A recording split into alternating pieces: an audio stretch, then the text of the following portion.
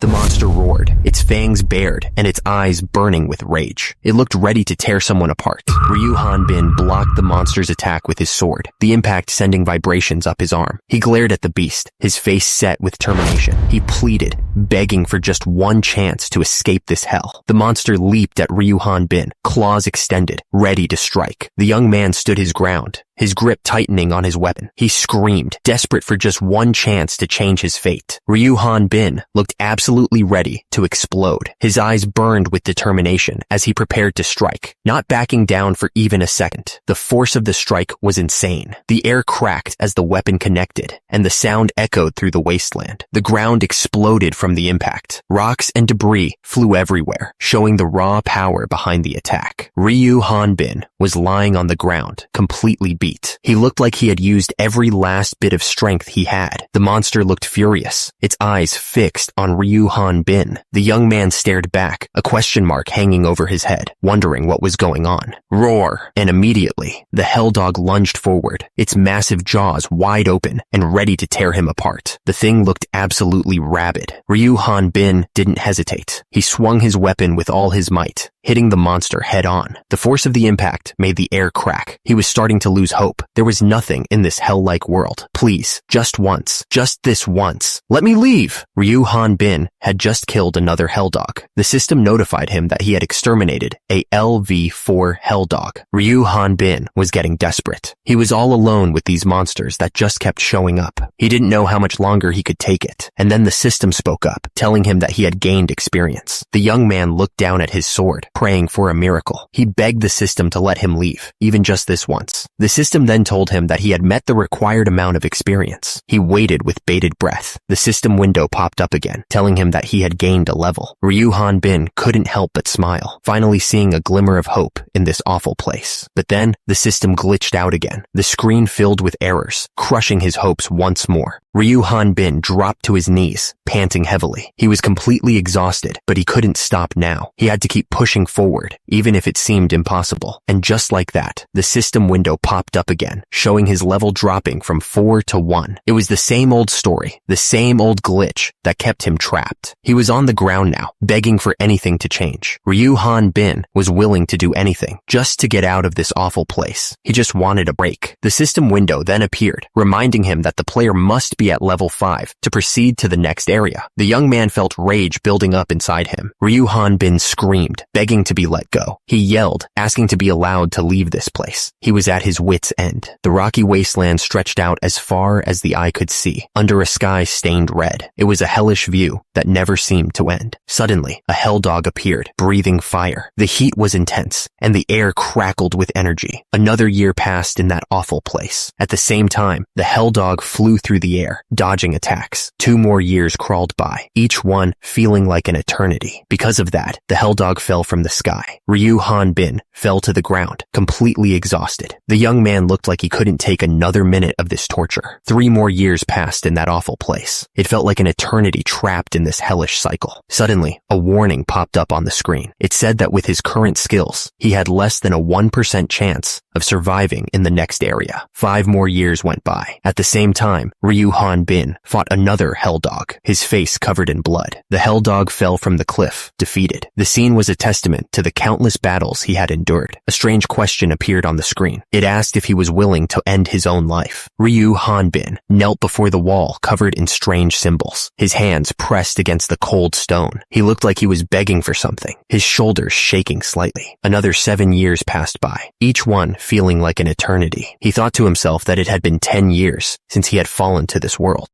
The warrior admitted to himself that he had given up counting the days. Ryu Hanbin was surrounded, but he didn't seem to care. He swung his massive sword, the force of the blow sending the monsters flying back. The scene was a chaotic mess of bodies and broken rocks. The blade cut through the air with incredible speed. It looked like nothing could stop it. The air pressure alone was enough to tear through the monsters. The sword slammed into one of the monsters with a sickening crunch. The monster was instantly pulverized. Pieces of it went flying in every direction. Ryu Hanbin stood over another monster, his sword dripping with blood. The creature looked up at him, its eyes wide with terror. The young man was a force of nature. The monster's claws reached out, desperate to defend itself. It was a futile effort. The claws looked sharp, but they wouldn't be enough. Ryu Hanbin was getting stronger with each fight. He could feel it in his muscles, a raw power that was growing every day. Now that he thought about it, something was off. He couldn't shake the feeling that he was missing something important. Ryu Hanbin lifted his massive sword over his head. The weight of it was almost nothing to him now. After all this time, he wondered what his level really was. The numbers the system showed him never seemed to match up with how strong he actually felt. Ryu Hanbin swung his sword at the monster with incredible force. The blade cut through the air, heading straight for its target. The area was covered in the remains of the monster. It was a brutal end to a long fight. Turns out, this is the survival story of a sword king in a fantasy world. The title card makes it sound like it's going to be quite a journey. Turns out, this is a world called Thelha Rathana, and immediately after that, the system tells him that he's been selected as the chosen one. The system then explains that his goal is to survive and get stronger in this world. But at that moment, a monster bites his arm and he screams in pain. The monster pins the young man to the ground. He screams in terror, realizing he's in deep trouble. Suddenly, the guy kicks the monster away, sending it flying. The monster whimpers, clearly hurt. Ryu Hanbin was on the ground, panting heavily. He looked around, completely lost and confused, asking himself what the hell was going on and where he was. He noticed a dog and wondered what it was, but at the same time, the hell dog lunged at him with its fangs bared, ready to attack. He didn't even have time to process what was happening to him. Everything became a blur of pain and fear as the monster attacked. He screamed as he kicked the hell dog with all his might, sending it flying away. The monster whimpered in pain. The one thing he knew for sure was it dead? He stared down at the monster, trying to understand what had just happened. He realized that if he didn't kill the monster, it would definitely kill him. It was a matter of survival. The hell dog was ready to attack, its fangs bared and its eyes glowing red. And immediately, Ryu Hanbin told it to stay back, trying to defend himself. Ryu Hanbin shouted, demanding to know why he was being attacked. But then he noticed something strange. A guide line. The screen showed the hell dog's level and species, describing it as the lowest level monster in Thelha Rathana. It also said the monster possessed strength similar to an unequipped adult male. The screen explained that players could level up by gaining experience from defeating powerful monsters. Ryu Hanbin was completely lost, wondering what the hell this was all about. Ryu Hanbin looked at the hell dog, a confused expression on his face. He wondered if he had somehow gotten stuck inside some fantasy game world. The young man was starting to think this wasn't just a weird dream. He started to think about when things had gone so wrong. It was like his life had taken a turn he didn't see coming. He was lost in thought, trying to figure out what had happened. Ryu Hanbin's eyes were unfocused as he thought back. He was trying to piece together the events that led him to this strange place. The young man looked dazed and confused. Ryu Hanbin said that he would wake up slowly every day at noon. He wondered if he had been too lazy. It was a habit he had fallen into, and now he was questioning it. Ryu Hanbin remembered that he had just been discharged from his mandatory military service 3 months ago. He felt he had reason enough to lay back and relax a bit. He wondered what he should do today to kill time, as he had believed that after finishing his service, he would be able to dive right into being part of society. Ryu Hanbin thought that the last 3 months had been a total blur. Nothing about him had changed, not even in the 2 years he served. He was starting to think this was reality. The young man was getting pretty bored with all this. It hit him that this was actually his life now. He didn't seem too happy about it. He just kept eating, looking totally uninterested in anything around him. The guy looked like he had nothing better to do. Suddenly, Ryu Hanbin's eyes widened. He looked up, totally surprised by something. He was so shocked that he fell backward out of his chair. The young man scrambled to get up, his eyes darting around in a panic. Ryu Hanbin screamed at the top of his lungs, his face contorted in a mix of shock and pain. He looked like he was going through something really intense. And in his old room, the chair spun around, now empty. It was like he'd vanished into thin air. The room was quiet, with just the chair and desk sitting there. The air hung heavy with unspoken questions. Suddenly, a message appeared, stating that all the chosen ones had been gathered. It was a pretty ominous message. He wondered if he was dead, if this was all there was. The young man had heard there were 7 billion candidates. Ryu Hanbin was surrounded by other figures, all standing exposed in the bright light. He wondered who was talking to him, questioning if it was some kind of god. He couldn't see anything clearly. The voice explained that they had billions of candidates to choose from, which was why they were able to find so many chosen ones. At the same time, Ryu Han-bin was still trying to figure out what the heck they were talking about. It made no sense to him. Then, another voice ordered someone to transmit the guidelines to all the players. It sounded like they were running some kind of game. One of the voices questioned if they were sure about doing things this way, saying it seemed too artificial. The other voice responded, asking if it was a person and not a god. It explained that it served as enough motivation and assistance in judging their situation, something already tested with previous chosen ones. The first voice said that he understood and announced that he was starting the guideline transmission. It sounded like things were about to get real. Suddenly, a blinding light filled everything. It was so bright that it was hard to see anything at all, and immediately, Ryu Han-bin was sent spiraling downwards. He had no idea what was happening, but it didn't feel good. Ryu Han-bin screamed, his face contorted in pain and confusion. Everything around him seemed to be glitching out. The young man looked down at his body, noticing it was still glitching. He was also able to read a message that said, "Oops, I made a mistake." Mistake? What the hell? Then, another message appeared, explaining that there seemed to be an error with the guideline. This was getting ridiculous. Ryu Han-bin thought to himself that it was only one person, so it shouldn't be too bad. He was trying to stay positive, despite the crazy situation. And immediately, Ryu Han-bin was falling downward. He screamed, his arms flailing helplessly as he plummeted. At the same time, a message appeared, stating that Chosen One, number 398, was starting dimensional transport. Ryu Han-bin realized that he had been chosen.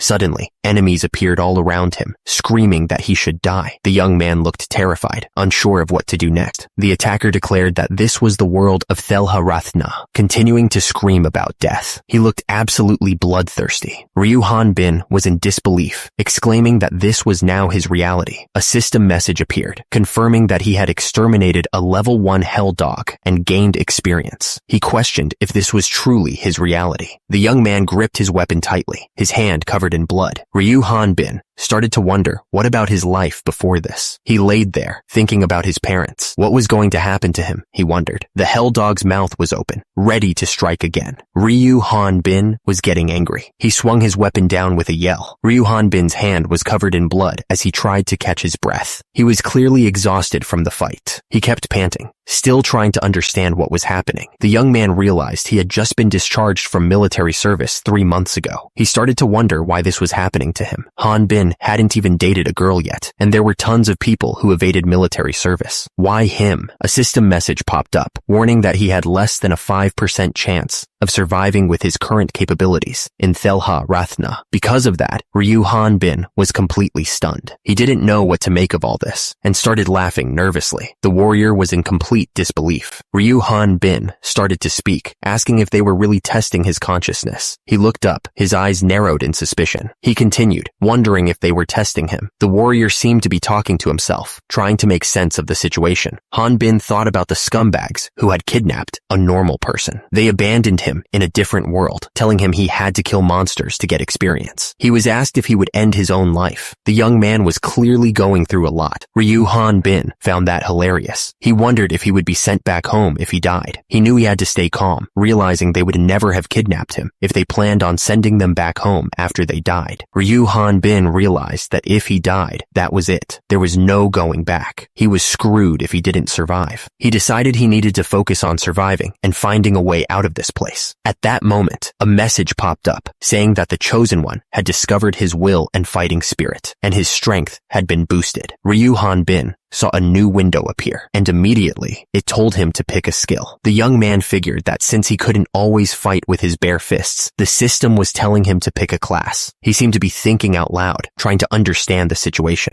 He saw that warrior was an option, described as a melee class that could use various martial arts. On the other hand, Ryu Han-bin thought that melee was only fun in games, not in real life. Ryu Han-bin thought that long-distance combat was the best. He saw that the magician class used mana and could control magic, so He chose the magician class, but immediately, a loud beep told him that his selection was rejected because he didn't have the ability for that class. Ryu Hanbin wondered if a person's ability also mattered. He then tried to pick the magic swordsman class, but another beep told him that his selection was rejected again. He then tried to pick the healer or priest class. He already knew what the answer was going to be. And of course, the system told him that he had selected the warrior class. The young man was crying because it wasn't even a selection at this point. The system then told him to pick a beginner's weapon. Ryu Hanbin thought that a long-distance weapon was a must. He chose the long spear and nothing else. The system started to choose the weapon. The interface was bright, like a game screen, and right away, the system said that he had selected the long sword as his beginner's weapon. It didn't seem to be listening to him at all. Ryu Hanbin pointed, telling the system that it was supposed to be the long spear, not the long sword, but the screen showed an error message. Ryu Hanbin looked shocked and asked what was wrong with all these errors. He was starting to get really frustrated. The system suddenly admitted that it had made a mistake and that there seemed to be an error with the guideline. The thing even cursed. Ryu Hanbin looked stressed, realizing that the guideline, the only useful thing he had, was also malfunctioning. He asked himself, what was up with all these errors? He started laughing like a maniac, saying that he didn't like acting according to what those scumbags wanted anyway. He was going to do what he wanted. At least the sword was better than a rock, he thought to himself. But he didn't want to die, not even more than he already had. He was determined to survive, no matter what it took. He just couldn't bring himself to die again. Ryu Hanbin gripped the sword tightly, his eyes focused and determined. The young man was ready to face whatever came next. The story was about to get started. It was about to be revealed just how his life went to hell. Ryu Hanbin was about to explain how his unending, hellish life of leveling up began.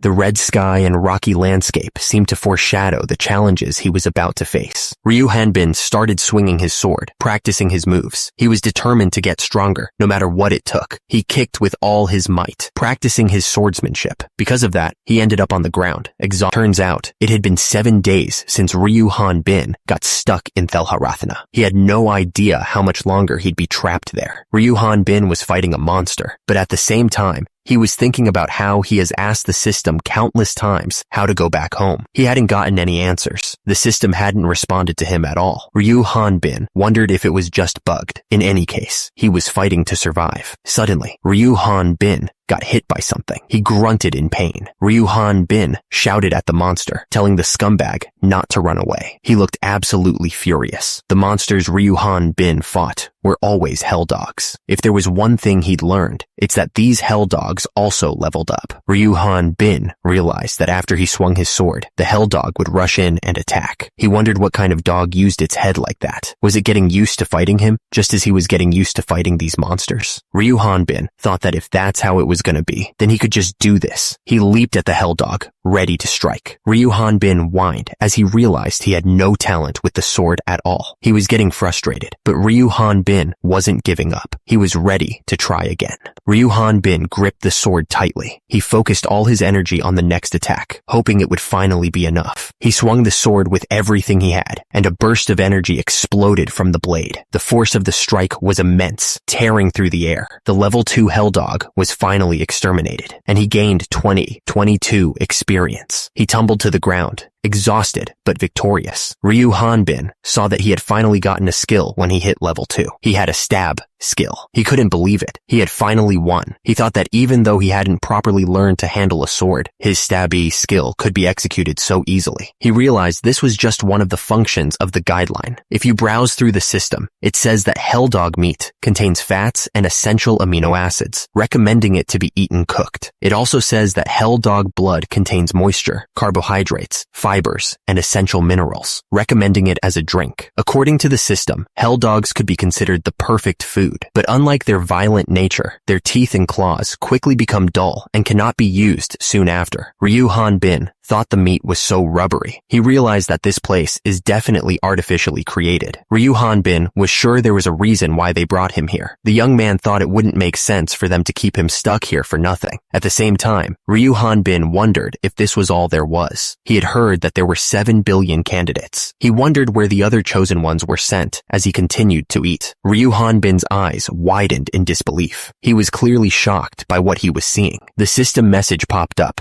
saying that he could leave the Rock Mountains once he reached level 5 and met up with other chosen ones. Ryu Han-bin was surprised, repeating the words Rock Mountains to himself, wondering where he was. The system explained that the Rock Mountains were a starting safe zone where the death rate was lower and gaining experience was more efficient. It was an area where the chosen ones could learn about their situation and grow to level 5. The message continued, saying that stat-matched monsters only appeared in safe zones and that he should meet up with other chosen ones in Thelna Rathna. It added that once he reached level 20, he would be able to complete the Thelna Rathna map and travel to the Rathna continent. Ryu Han-bin was so frustrated that he grabbed his head and shouted for the system to wait. Ryu Han-bin tried to make sense of it all, asking himself to get this straight. He realized that this area was a newbie area where players could raise their levels to level 5. If he got to level 5, he could go to the next area and party up with other chosen ones and level up to 20. He thought about what would happen once he reached level 20. Would he be transported to the Rathna continent where the real fight begins? Ryu Han-bin stared at the error message, asking what he had to do on the Rathna continent. He was immediately met with more errors from the system. He shouted that it was happening again. He realized that the Hell Dogs were getting stronger as he leveled up. Ryu Han-bin noticed the level comparison between himself and the monsters. He thought that might be an important fact. Ryu Han-bin wondered if he could ever go back home. He sighed, realizing that he couldn't trust his guideline anymore. He looked angry and confused. In order to meet other chosen ones and get more information, he needed a plan. The young man knew he had to reach level 5. Ryu Han-bin was determined to get to level 5 and leave this dump. He was tired of the constant errors and wanted to find some answers. Ryu Han-bin went looking for hell dogs to hunt. He got hit by one of them, and he yelled that it hurt, calling the monster a scumbag. He looked furious. The hell dogs got stronger as he did, so it didn't get any easier to defeat them. The hell dog was being attacked by Ryu Han-bin's sword. He gained experience after the fight. The system told him that he had met the required experience and would now gain a level. Ryu Han-bin looked like he was screaming in excitement. The system informed him that he had learned the side-slash skill. Ryu Han-bin continued to face the ever-growing hell dogs, ready to use his new skill. He fought, even though the level 3 hell dog possessed strength similar to an unequipped novice warrior. Ryu Han-bin swung his sword at the hell dog with all his might. Ryu Han-bin got hurt in the fight, his face showing the pain. But immediately after, a level 3 hell dog was killed, so at least he won. He ate, slept, and fought, repeating the cycle again and again. The young man was trapped in a loop of survival. He got injured, then killed the hell dog, and finally ate to recover. It was a brutal routine. He slept, fought, got injured, killed, and then fought again. The warrior was stuck in a never-ending grind. The system kept spamming messages that level 3 hell dogs had been exterminated. But then, a message popped up saying a level 4 hell dog had been taken out. The system announced that the level 4 hell dog had been taken out. It fell to the ground, defeated. Ryu Han-bin was sent flying backwards from the force of the attack. He was clearly struggling to keep his balance. Ryu Han-bin was on the ground, struggling to get up. But at the same time, the hell dog was right above him, ready to bite him. Ryu Han-bin didn't waste any time and attacked. The hell dog growled, ready to fight back. Ryu Han-bin used the side-slash skill. The system then told him that he gained 81 experience. The system announced that Ryu Han-bin had met the required experience. He was ecstatic. The young man shouted that he had done it after 27 days. The system then told him that he would now gain a level. Ryu Han-bin thought about how he had even learned 3 skills up until now: stab, side slash, and vertical slash. He realized that not only that, but his body had begun to see the effects of the stats that he'd gained as well. He thought that this was a man's physique at its finest. Even the two-handed longsword that was difficult to lift at first could now be easily swung. In this world, one can see the results of their hard work. Ryu Han-bin flexed, admiring his muscles. He was proud of the results. Our hero thought that in this world, one could see the results of their hard work. Suddenly, Ryu Han-bin noticed an error message on the screen. He was confused. The young man exclaimed, "Wait, that's what I thought. What's going on?" Ryu Han-bin noticed that his level had gone up to 4, but then immediately dropped back down to 1. He was confused. The young man muttered, "Huh?" Ryu Han-bin started laughing, but it was clear he was annoyed. He said that the guideline was spazzing out again and asked if it was just the message that was bugged. Ryu Han-bin decided to check his status window. He saw that he was still listed as level 1. The warrior thought to himself that he should take a look at his status window. Ryu Han-bin screamed in frustration. He was clearly not happy with the situation. Ryu Han-bin tried to calm himself down. He told himself that he needed to calm down. Ryu Han Bin saw that he was level 1 again, but his stats were still there. He also noticed his skills like stab, side slash, and vertical slash were still available. At first, the warrior tried to look at things optimistically. Since he was in the safe zone, Ryu Han Bin thought that meant the Hell Dogs would also be level 1. He figured he could get more stats more easily, but then he realized this was freaking awesome. The rocky landscape stretched out before him, the red sky hanging heavy above. However, the Hell Dog in front of him was also level 1. The Hell Dog looked up at Ryu Han Bin, its eyes glowing red. The enemy was ready to fight. Ryu Han Bin realized he was wrong about the Hell Dogs. The Hell Dogs kept getting stronger, even though their levels didn't change. He kept putting his life on the line in every fight.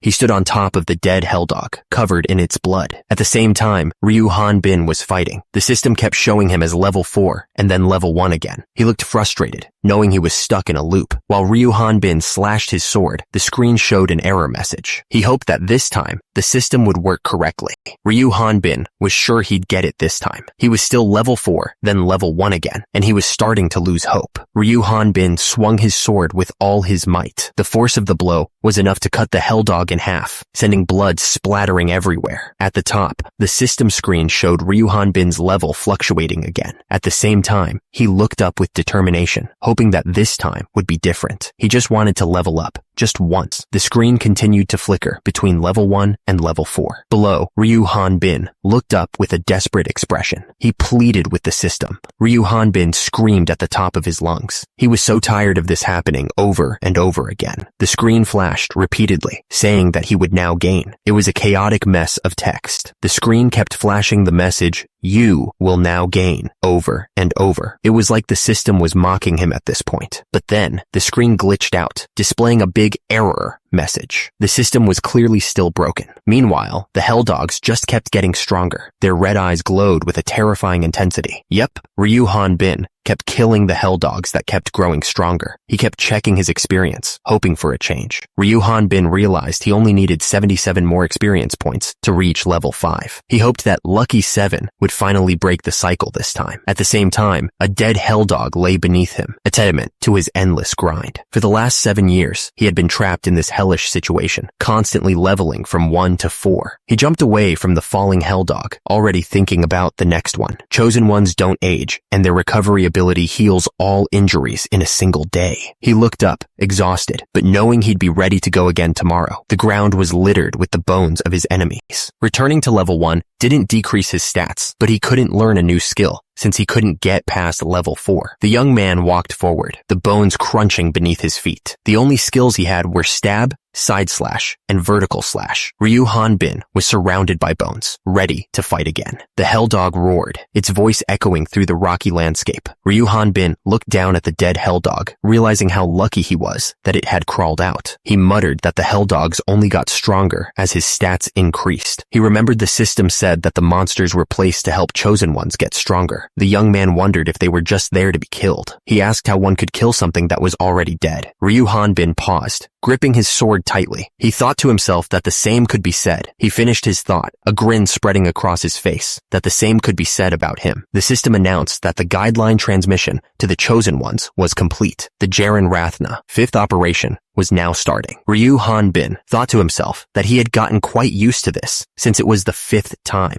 He figured that even if it was another world, players would normally take at most about a year to clear the area. He continued, hoping that there would be some useful players this time around. The young man seemed to be expecting something. Ryu Han Bin wondered what kind of world this was. He asked himself if it was disposed of or broken, finding it quite suspicious. Turns out, Ryu Han Bin was currently logged into Thelna Rathna. He looked calm, but you could tell he was thinking hard. Ryu Han Bin reached out his hand, feeling the soft sheets. The room looked clean and modern, a far cry from the rocky wasteland he was used to. Ryu Han Bin wondered if he was back home. It made sense, since he had just gotten discharged. The young man decided he would sleep a little longer. Suddenly, a bunch of ding sounds went off. It was so loud that it woke him up. Ryu Han Bin saw a message asking if he would end his own life. Our hero's eyes snapped open, focusing on the message. He looked like he was about to explode with anger. Ryu Han Bin slapped the screen with incredible incredible force, completely shattering it. He looked absolutely furious.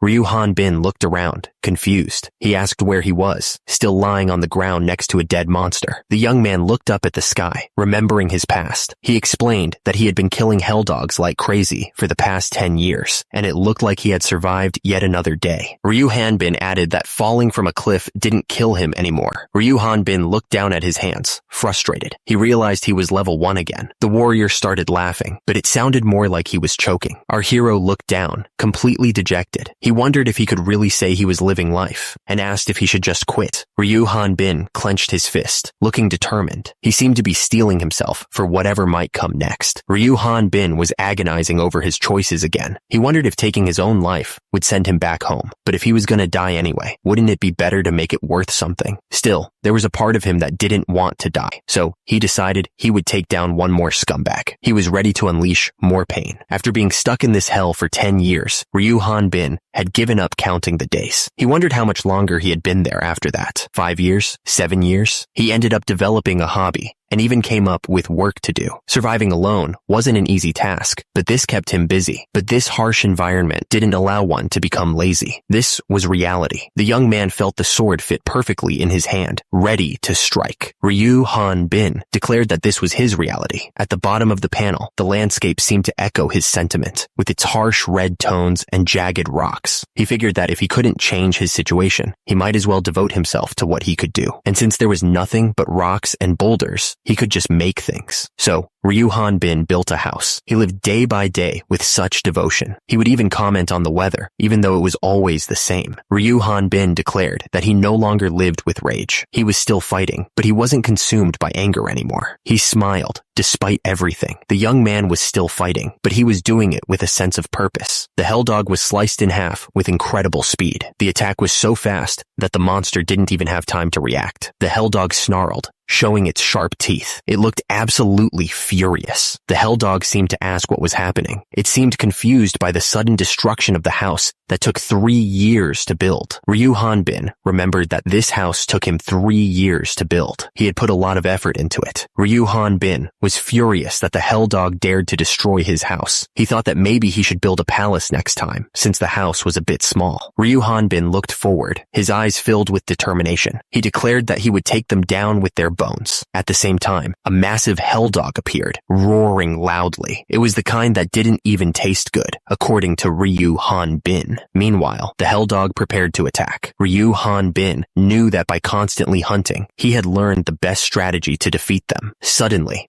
the hell dog unleashed Dragon's Breath attack. Ryu Hanbin seemed surprised by this turn of events. The hell dog's attack continued, blasting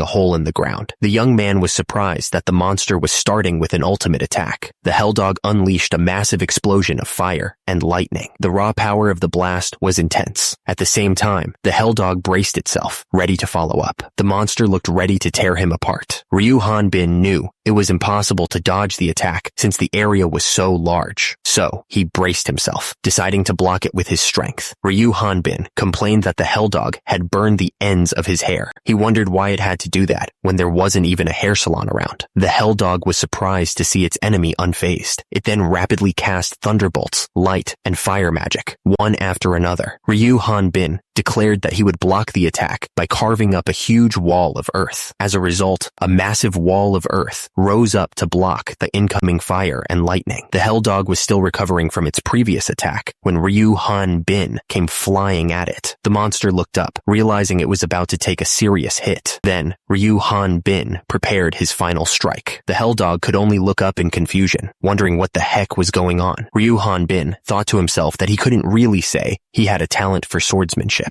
Meanwhile, the hell dog was getting slammed by the full force of his attack. Ryu Hanbin shouted that he'd got it. He added that he didn't have any other skills since his level wouldn't increase either, which really sucked. Ryu Hanbin was getting ready to unleash another attack. He was really putting his all into this, and he said he was going to do it. Turns out, after using vertical slash, side slash, and stab 10,000 times, he had combined 3 skills into one. He named it Cross Impact triple cross attack. The warrior admitted it wasn't a real skill, but he was confident that no monster could survive it. Ryu Hanbin was lying on the floor, exhausted. He wondered if he had somehow managed to survive yet another day in this crazy place. Someone was logged into Thelnarathina, and they realized it was Ryu Hanbin. The guy was shocked, saying that it was that kid that got bugged a long time ago. He couldn't believe that he was still there. The person remembered that the 5th generation was operating in Jaren Rathna right now. He added that the 4th generation was at Roha Rathna. It hit him that the 3rd generation went to Thelna Rathna, which meant it had been 22 years. The guy was in a panic, saying that he wouldn't be able to come up with an excuse if that person found out. He also said that he couldn't kill him either. He was so frustrated and didn't know what to do. Then, Ryu Hanbin's level 4 stats popped up on the screen. The person was baffled, wondering how he had survived for 22 years at level 4. He thought that his stats and skills were garbage too. Ryu Hanbin thought that after all this time, what he saw had naturally become the norm. He was probably used to it after all these years. He wondered why the sky was red, where the sun never rose or set without warning. He also asked himself why there were clusters of dead tree branches on the ground, and Ryu Hanbin couldn't believe it. He was finally free from that place. He had been stranded on a rock-filled mountain of hell. The young man was laughing as he fell through the air. Ryu Hanbin was sent flying and landed in some water. The sign said he was in the Sath Forest, in the Greyloot Kingdom, on the northern Rathna continent. He was laughing like crazy, happy to be out of that awful place. He stood up, looking around at the new scenery. Ryu Hanbin admitted he didn't know what was going on, but it was way better than that god-forsaken mountain. He noticed he was still a little damp. He thought it was weird that he suddenly became level 5 when he got here. Ryu Hanbin checked his stats. Level 5 swordsman, strength 8, health 21, recover 15, plus vertical slash, language translation, and a communication skill. The young man wondered why he was transported here in the first place, since he needed to be level 20 to come to the Rathna continent. He was still confused, wondering why he was transported here. What the hell was he supposed to do? Ryu Hanbin realized it was pointless to ask, since there was no one to answer him. Suddenly, a new window popped up in front of him. Ryu Hanbin had never seen this window before, and he stared at it with curiosity. Ryu Hanbin stared at the new message. It said his final mission was to kill one of the 6 goddesses of Rathna. He looked stunned by the insane request. If he killed a goddess, the reward would be eternal youth and immortality, and he'd be sent back to Earth with his stats intact, plus 3 wishes. Then his reward was going back to Earth? The system warned him to keep his identity as a person from another world a secret, and to register at the Hunters Guild in the corporate city of Onpros. Hunter? Suddenly, a loud roar echoed through the forest. The wyvern appeared above him, letting out a deafening cry. Ryu Hanbin turned and ran, shouting that it was a monster. He didn't want to fight whatever that thing was. He stopped and looked back, asking what the hell that thing was. Ryu Hanbin was clearly terrified. Ryu Hanbin stared in disbelief. He asked why the hell the first monster to appear was a dragon. The wyvern glared down at him. It called him a disgusting otherworldly demon and asked how he dared enter its forest. Ryu Hanbin looked up, realizing he was in trouble. He wondered if the wyvern planned on fighting him without a weapon. The young man cursed, realizing he needed to grab his sword. He steeled himself, knowing he had to act fast. Ryu Hanbin knew he was out of time. If he didn't do something right now, it would be too late. Ryu Hanbin yelled that he would burn the enemy to ashes. He added that if he was in a situation like this, it was the perfect time to shake his enemies. He declared that killing the enemy came after. The young man looked confident, ready to beat the wyvern. The wyvern said how ridiculous Ryu Hanbin was, and immediately, the young man jumped away to grab his sword. Ryu Hanbin looked around for his sword. He was shocked that it wasn't there. The screen showed the survival story of a sword king in a fantasy world. It was an epilogue about a brilliant dragon in the sky and dragon knights of the Xrad kingdom. Turns out that dragon mount's name was Ephor, and she was the great pride of the knights. She kept asking for food in a cute way, but a big problem came up for Ephor. The kingdom's prince kept bugging her to let him ride her. However, it wasn't easy to ride a dragon. Ephor's knight was killed, and she had to run away from the kingdom. Luckily, some nice knights helped her escape. The lonely dragon didn't even have time to be sad, because otherworldly humans kept showing up in the forest. Even though she was trained to fight, Ephor never killed anyone. She would let them live, telling them to wait. So, was this kind dragon really a source of disaster? Then, lots of of otherworldly hunters got together to hunt her down, beating her badly. Effer realized that letting those otherworldly humans live was a terrible mistake. She looked sad and a little ashamed. Effer was crying, saying that she had no choice after all those otherworldly humans kept showing up. She insisted that she wasn't a dragon. The wyvern continued, explaining the difference. Dragons have 4 legs with wings on their shoulders, but wyverns have wings on their forelegs. She insisted that this was common knowledge. Ryu Hanbin didn't care about any of that. He demanded to know how she figured out he was from another world. He looked really angry. Effer started sobbing, saying she couldn't tell just by looking at him, but she knew that their bodies disappeared when they died, and Rathnians hardly ever came to this forest anyway. Ryu Hanbin wondered if she had just assumed he was an otherworldly person. Ryu Hanbin realized that meant no one would be able to figure out his identity just by looking at him. He wondered if this was the Sath Forest in the Grey Loot Kingdom, but then he remembered that the Grey Loot Kingdom was destroyed a long time ago. Now, it's called the X-Rad Kingdom. He realized his guideline hadn't. Effer was being held down. He was saying that his guideline had not been updated. What the hell is going on? He asked, sounding really confused. The wyvern begged him not to kill him, saying he didn't think Ryu Hanbin would be so strong. Ryu Hanbin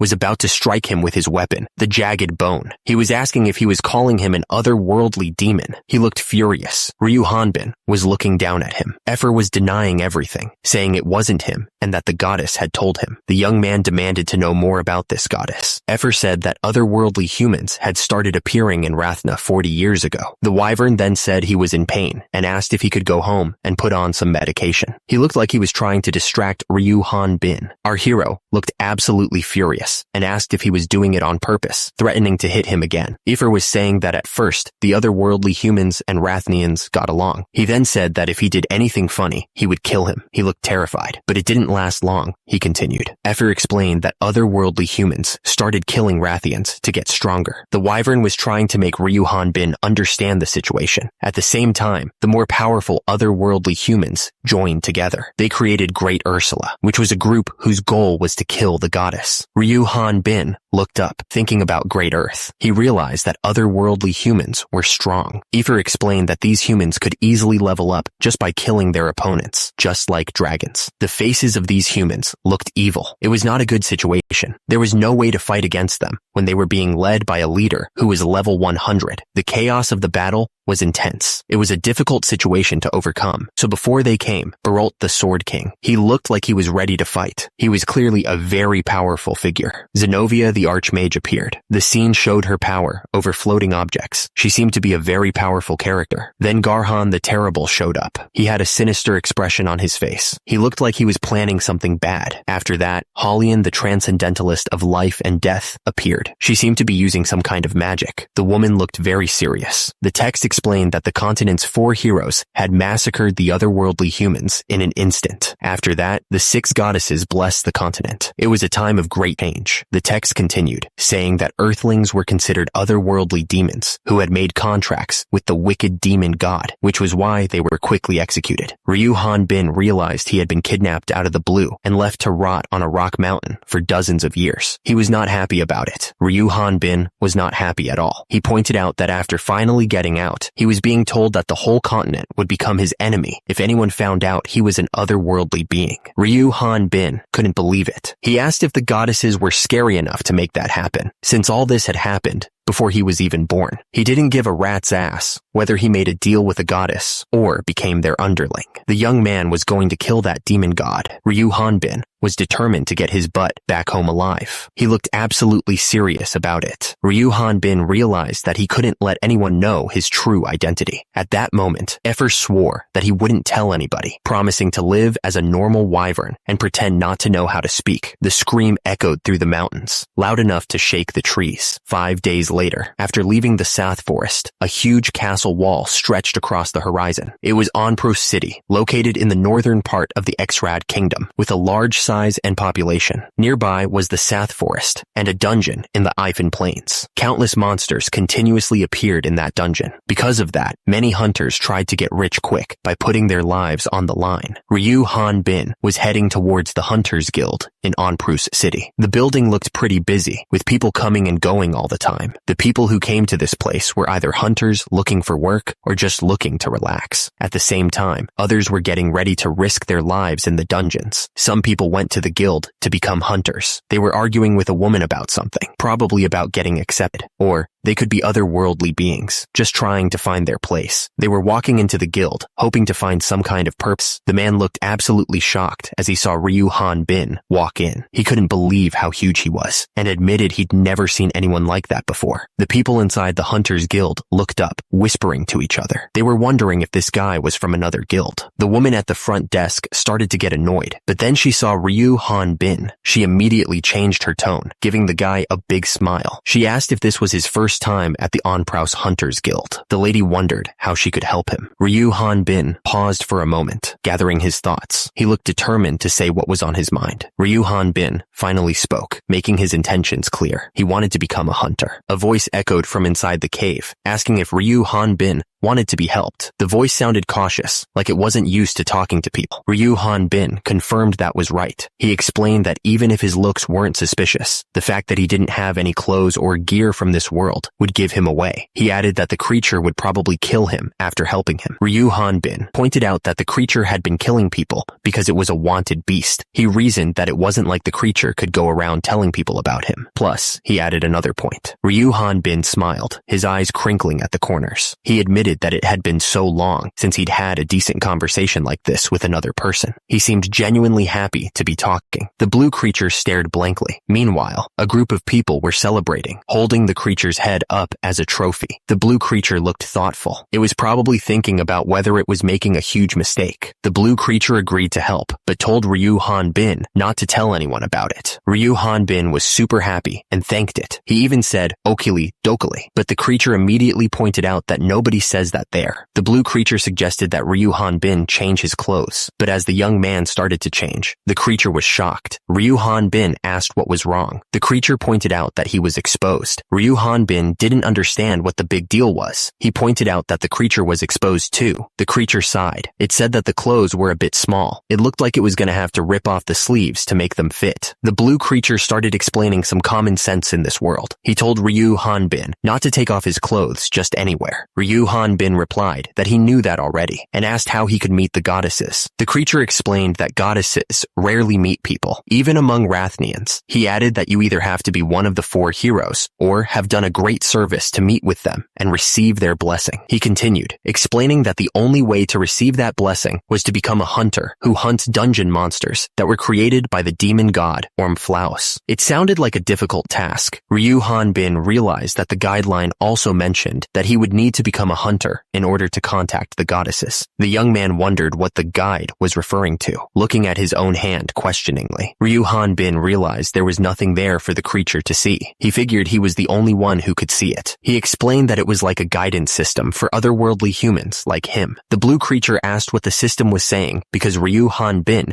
mentioned it was broken. The young man didn't answer. The sound of heavy footsteps echoed through the hallway. Someone was walking with purpose, their armor clanking with each step. The man explained that unlike other jobs, a hunter has a more free lifestyle. He added that it isn't suspicious for them to have a high level. The speaker warned that Ryu Han Bin needed to be extra careful. The man explained that many others like him would have gone through the same method. The blue creature told Ryu Han Bin not to act like a foreigner. Ryu Han Bin replied that he wouldn't, but then he noticed his hair wasn't cutting correctly. He wondered if it was because he was putting too much energy into his body and that he couldn't seem to relax because he was so nervous. The guild staff told Eric Garoon not to be nervous and asked if he was from North Kambul. Eric replied that he was, but he was stuttering. He thought to himself that he looked shady for sure. The guild staff welcomed him to the Onpraus Hunters Guild. Eric thought to himself that he was safe. Ryu Han Bin thought he would have been in deep trouble if he had followed the guidelines' advice. He wondered how someone who wasn't even a hunter could travel across the kingdom. The young man told himself that he had to say he came from North Kambul. The guild staff asked if he wanted to transfer to their guild from another. Eric replied that he didn't. The woman then asked what she could help him with. Ryu Han Bin stated that he wanted to become a hunter. He was determined to make it happen. At the top, the guild staff looked at Eric Garoon with a suspicious smile, asking if he wasn't a hunter yet. At the bottom, 2 men were fighting, and one of them was getting knocked down. The crowd around Ryu Han Bin started whispering, wondering if the huge guy wasn't a hunter yet, and if he was an otherworlder. They were immediately shushed. Ryu Han Bin wondered what was wrong with everyone. and if he had made a mistake. Meanwhile, below, the two men continued fighting. Ryu Han-bin thought to himself that he needed to place his hand on the measuring stone. He was relieved that they hadn't attacked him yet, which meant they weren't sure if he was an otherworlder. The guild staff explained that depending on his abilities, they could create proper verification according to the rules of the guild. Ryu Han-bin wondered if all he needed to do was place his palm on the measuring stone, and if it checked to see if the person, Ryu Han-bin, worried that if he found out he was from another world, he wouldn't be able to meet the goddesses. But then, he realized that running away right now would be the same as revealing his secret. Below, he looked at the sword in his hand. Destroying this entire place would be easy to do, he thought. But whatever. He grabbed his weapon, ready to do what he had to do. He was sure it'd work out. He clenched his fist, ready to face whatever came next. It'll work out. And so began the survival story of a sword king in a fantasy world. The lady was so shocked she couldn't believe what she was seeing. Oh my god, she thought. Below, she saw that all his stats were at heroic levels. The man, with zombies behind him, was also shocked. He thought, my, I nearly got caught. The man, now on some kind of creature, declared that he would go slay Ormflaus, the evil god. He knew it. At the same time, the strange creature was dancing and said that otherworlders are amazing. He added that this is called dancing. Below, a man watched in disbelief. He couldn't believe what he just saw. He wondered if he could dream. The screen showed Swordsman level 5. It didn't seem to match what anyone had just witnessed. The man suddenly sneezed. He sneezed again, but then chuckled to himself, finding it funny.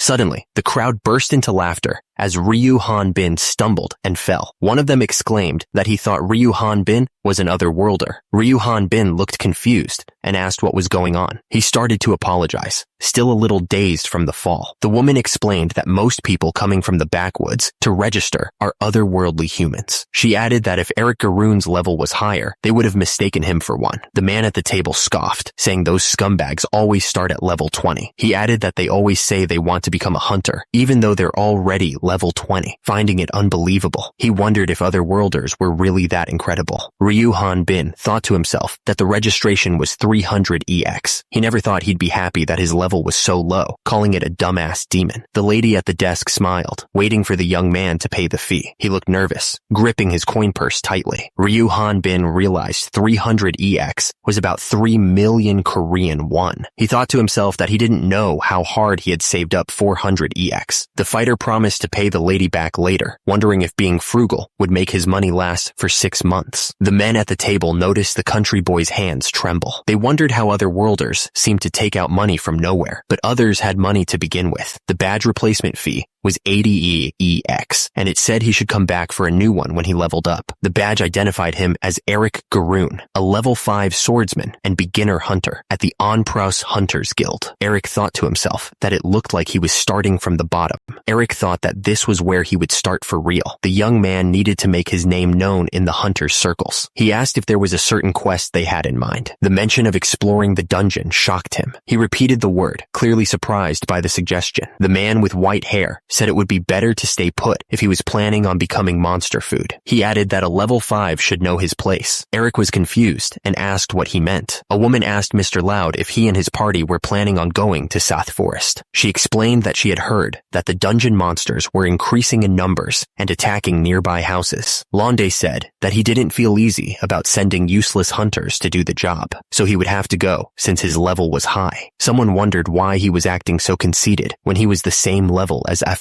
Another person noted that there wasn't even a dungeon there, so they wondered why those monsters were there. He added that he didn't feel like drinking anymore, wondering if something had appeared. He guessed that Eric was higher than the rest over there. Atisse admitted that she didn't really want to get involved with him because he was annoying. She asked Londa if he still had room for one more in his party. Someone was shocked and told Eric that completing missions alone was impossible, much less going to the dungeon. Atisse said that doing miscellaneous work while learning the ins and outs with Londe's party would be much better. Eric wondered if he really had to join a party with this obnoxious jerk. He thought to himself, what should he do? Londe said that he already had a newbie in his group and no room for Eric. He looked pretty annoyed. Atisse introduced herself as a level 37 magician, but she noticed that the guideline was showing a higher level. She seemed confused. The woman with red hair thought that she probably had her own reasons. Eric realized he might have been staring for too long. He figured it was fine though, since Londe had said he didn't have room for him anyway, but he was was still thinking. The man declared that if Miss Segure,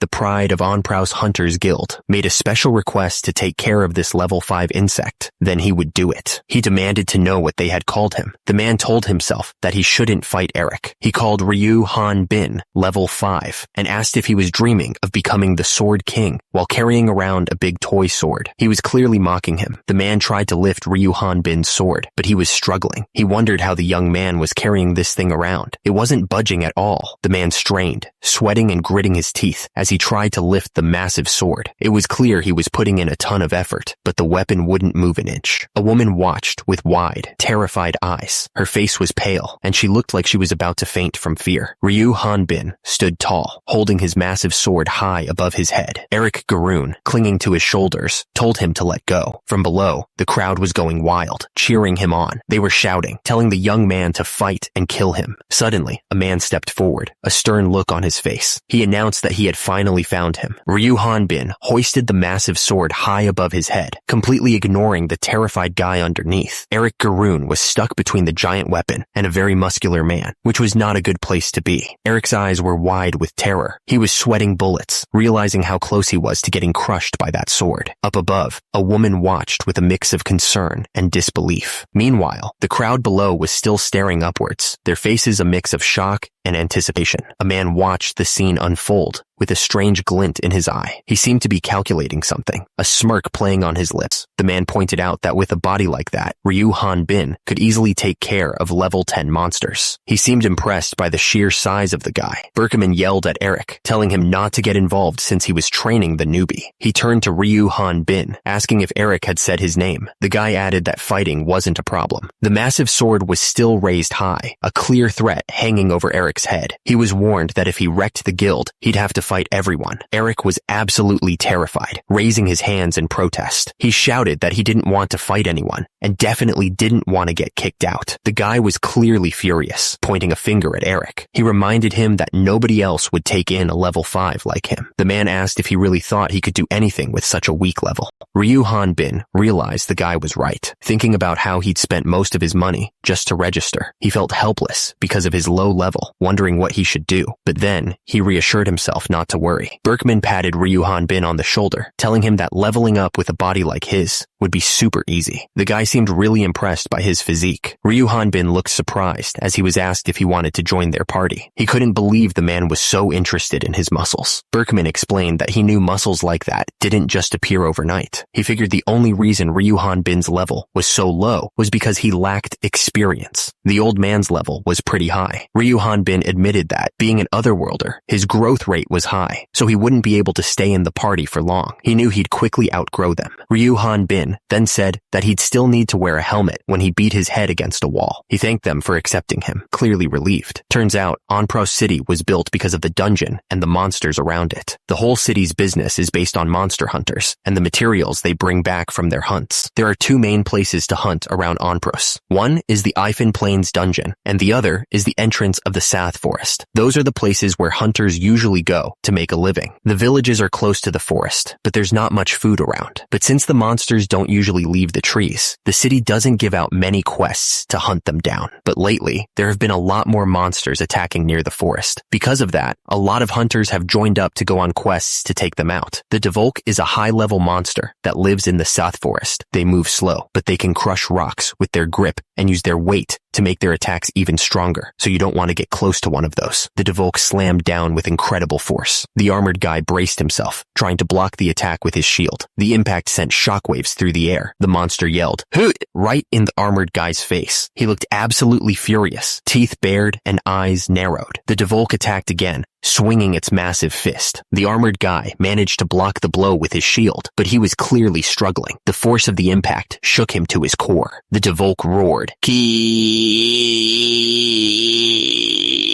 as its fist slammed into the ground. The ground cracked under the force of the blow, showing how strong the monster was. Berkman Ropal, a level 25 swordsman and the strongest tank in Onpros, grinned. The enemy was down. He was clearly enjoying the fight. Berkman realized realized he had been too careless. He had let his guard down for a moment, and now he was paying the price. And immediately, Lord Devolk attacked, going for a pincer move. Berkman managed to block the blow with his shield, but the force of the impact sent him flying backwards. Berkman grunted in pain. He had taken a direct hit, and it was clear that he was hurt. Lord Devolk didn't stop there. He went after Amber Bonnet next, swinging his arm at the woman with incredible speed. She was sent flying through the air, but Amber Bonnet wasn't down yet. She recovered quickly and thrust her spear at Lord Devolk. The attack looked like it hit, but it wasn't clear how much damage she did. Amber Bonnet looked down at Berkman, who was injured on the ground. She teased him, asking if it wasn't time for him to retire, since he was getting pushed back by the Devolk. She then laughed, saying that retirement sounded nice. Berkman's eyes widened as he noticed his injury. Amber told him to step back and get treated, clearly worried about him, but the swordsman dismissed her concerns, saying it was nothing. Berkman told Amber that she didn't need to be concerned about him. The spearman blushed, stammering that she wasn't worried about him at all. Suddenly,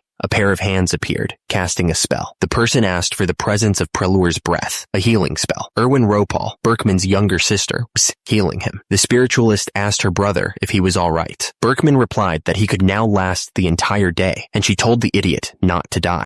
Erwin Ropal looked at the monster with a smile, thinking that her brother couldn't do without her. The monster then bit down on something with a loud snap. Hubert Krutos cast Fire Hammer at the monster. The spell engulfed the creature in flames. Hubert Krutos warned that it was dangerous, Miss Ropal. The level 18 magician, a supporter in the back of the party, wondered if something was there, because everything was so bright. The narrator described Berkman's party as the #1 party when it came to a well-balanced, coordinated team that didn't solely focus on attacks. It could also be called the most reliable party on Pros. Ryu Han-bin thought that there was no better place to be. He stared intently, his expression unreadable. Eric Garoon looked around, saying that his body itched. He noticed an ant, and then said that everyone was like him. The level 5 bag boy swordsman thought it was all so boring. Eric continued, explaining that he had been left out of the main fight because his level was so low. They still let him fight the weak monsters, but they still split the profits equally with him, which was good. The monsters started making noise, saying that things were all well and good, but there was a problem. They all shouted that it was him. Lord Devolk appeared, surrounded by monsters. The level 25 monster said it was ridiculous to think that such a human could be his opponent. Lord Devolk, looking absolutely furious, shouted that he would kill them all if they were lying to him. The enemy was not messing around. The monsters looked down at their fallen comrade, making strange noises at the sight of the red monster on the ground. They seemed confused by the situation. Ryu Han-bin prepared to use a skill, but the system informed him that Stone Bullet wasn't a real skill. He looked a little confused. He noticed that he was the highest level among the monsters there, but the monster's level was still too low for him to gain any experience from it. The young man thought he should ask the party to hunt stronger monsters next time. Amber called out to Eric, telling him that they were done here and it was time to go gathering. Eric replied with an enthusiastic yes. The group headed back towards the village, ready to turn in their quest and get some rest. The monster lay dead, its body being carved open. The scene was brutal, but it was just business for the group. Amber held up a brutal piece of the monster, looking happy. She asked if they could get about 15x for it. The group gathered around the dead monsters, looking at the loot. They noticed a fairly large magic stone and thought they could get a good price for it. Ryu Han-bin thought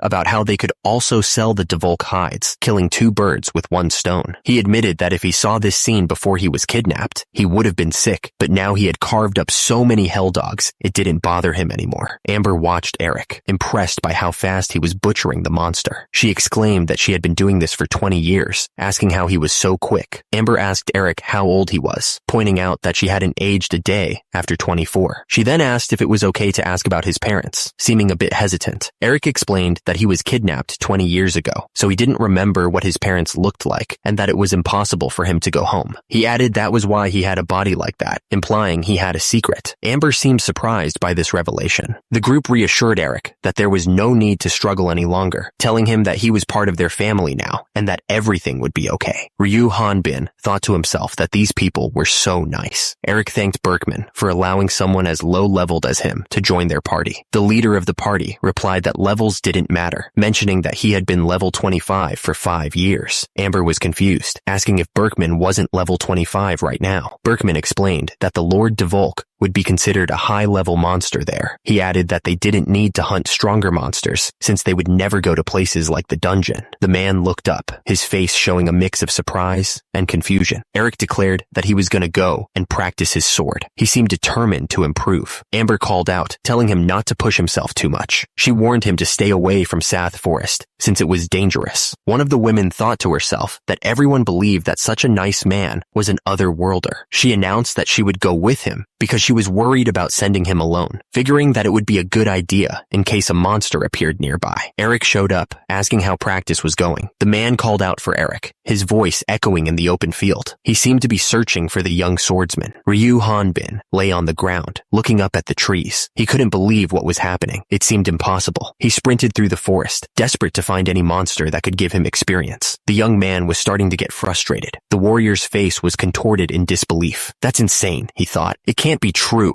Ryu Hanbin was sure there should be at least one monster around. He knew that there should be at least a level 13 species Haku or a level 21 species Mudian nearby. The blue monster asked if it wasn't scary living here alone. It bragged that there wasn't a monster as strong as it in Sath Forest. Ryu Hanbin looked at the monster with a raised eyebrow. The monster's voice echoed as it spoke. Ryu Hanbin immediately face-planted into the ground, not wanting to deal with this at all. Ryu Hanbin thought that it made sense, since monsters with similar levels as Eifer didn't even give him experience. He wondered what the heck his real level was then. The young man decided he should go back before it got too late. The sky was turning orange as the sun began to set. The air felt heavy and still. Ryu Hanbin's eyes widened. This sounded like trouble, and he could feel a strong presence approaching fast. Ryu Hanbin could sense that this new monster wasn't as big as the hell dog he fought before, but he knew it was still stronger than anything else he had faced recently. He could feel the adrenaline pumping. He knew for sure that this wasn't a normal monster. He thought if he could take it down, he might finally level up. He was ready to test his strength. Ryu Hanbin was pumped up. He figured if he could hunt this thing, he might actually level up. The young man was getting excited at the prospect. Ryu Hanbin shouted for the monster to bring it on. He was ready to fight with everything he had. The warrior felt the anticipation building. Ryu Hanbin swung his sword with incredible force, creating a shockwave. At the same time, a tease was sent flying backwards from the sheer power of his strike. The woman's eyes widened as she was sent flying. She looked completely stunned by the force of the blow. It was clear she hadn't expected that. Ryu Hanbin's eyes went wide with surprise. He hadn't meant to hit her that hard. The warrior looked genuinely concerned. He realized he might have overdone it a little. Ryu Hanbin quickly apologized, saying it was his bad. Ryu Hanbin looked up in shock, seeing someone exposed. The mage from Lauda's party was standing there, trying to cover himself with a red cloth. He was clearly embarrassed. The mage quickly changed the subject, saying that wasn't important right now. He was sure it was weird, but there was no monster to be found. The mage looked around, confused. The mage was sure the sound came from there, though. He apologized, saying he would pretend he didn't see anything. The mage wanted to get out of there fast. Ryu Hanbin stared at him. He thought it was suspicious that the mage would say something like that. The warrior was starting to get a bad feeling about this. Ryu Hanbin realized this wasn't somewhere a level 5 should be. He thought to himself that this wasn't even a public bath. The young man was getting more and more suspicious. The mage thought to himself that he needed to hurry and find the monster. He had heard a huge sound while passing through, so he just thought there would be a big monster. Meanwhile, the woman's face was visible. The mage figured his party should be waiting for him, so he was gonna head back. He started to walk away, not wanting to stay there any longer. The scene showed the forest on fire. It looked like a dangerous place to be. Suddenly, Ryu Hanbin shouted for the mage to stop right there. He demanded that he answer him truthfully, looking absolutely furious. The mage looked back, clearly surprised by the sudden shout. Ryu Hanbin asked if he had seen that monster, warning him that there would be consequences if he didn't tell him. He clenched his fist tightly, showing the raw power behind his actions. The air crackled with energy, emphasizing the force. Ryu Hanbin stood over the woman, looking down at her with a stern expression. He was clearly not backing down from this confrontation, despite her state of undress. Ryu Hanbin insisted he didn't know why she was doing this, repeating that he knew nothing. He also questioned what her deal was with Laude,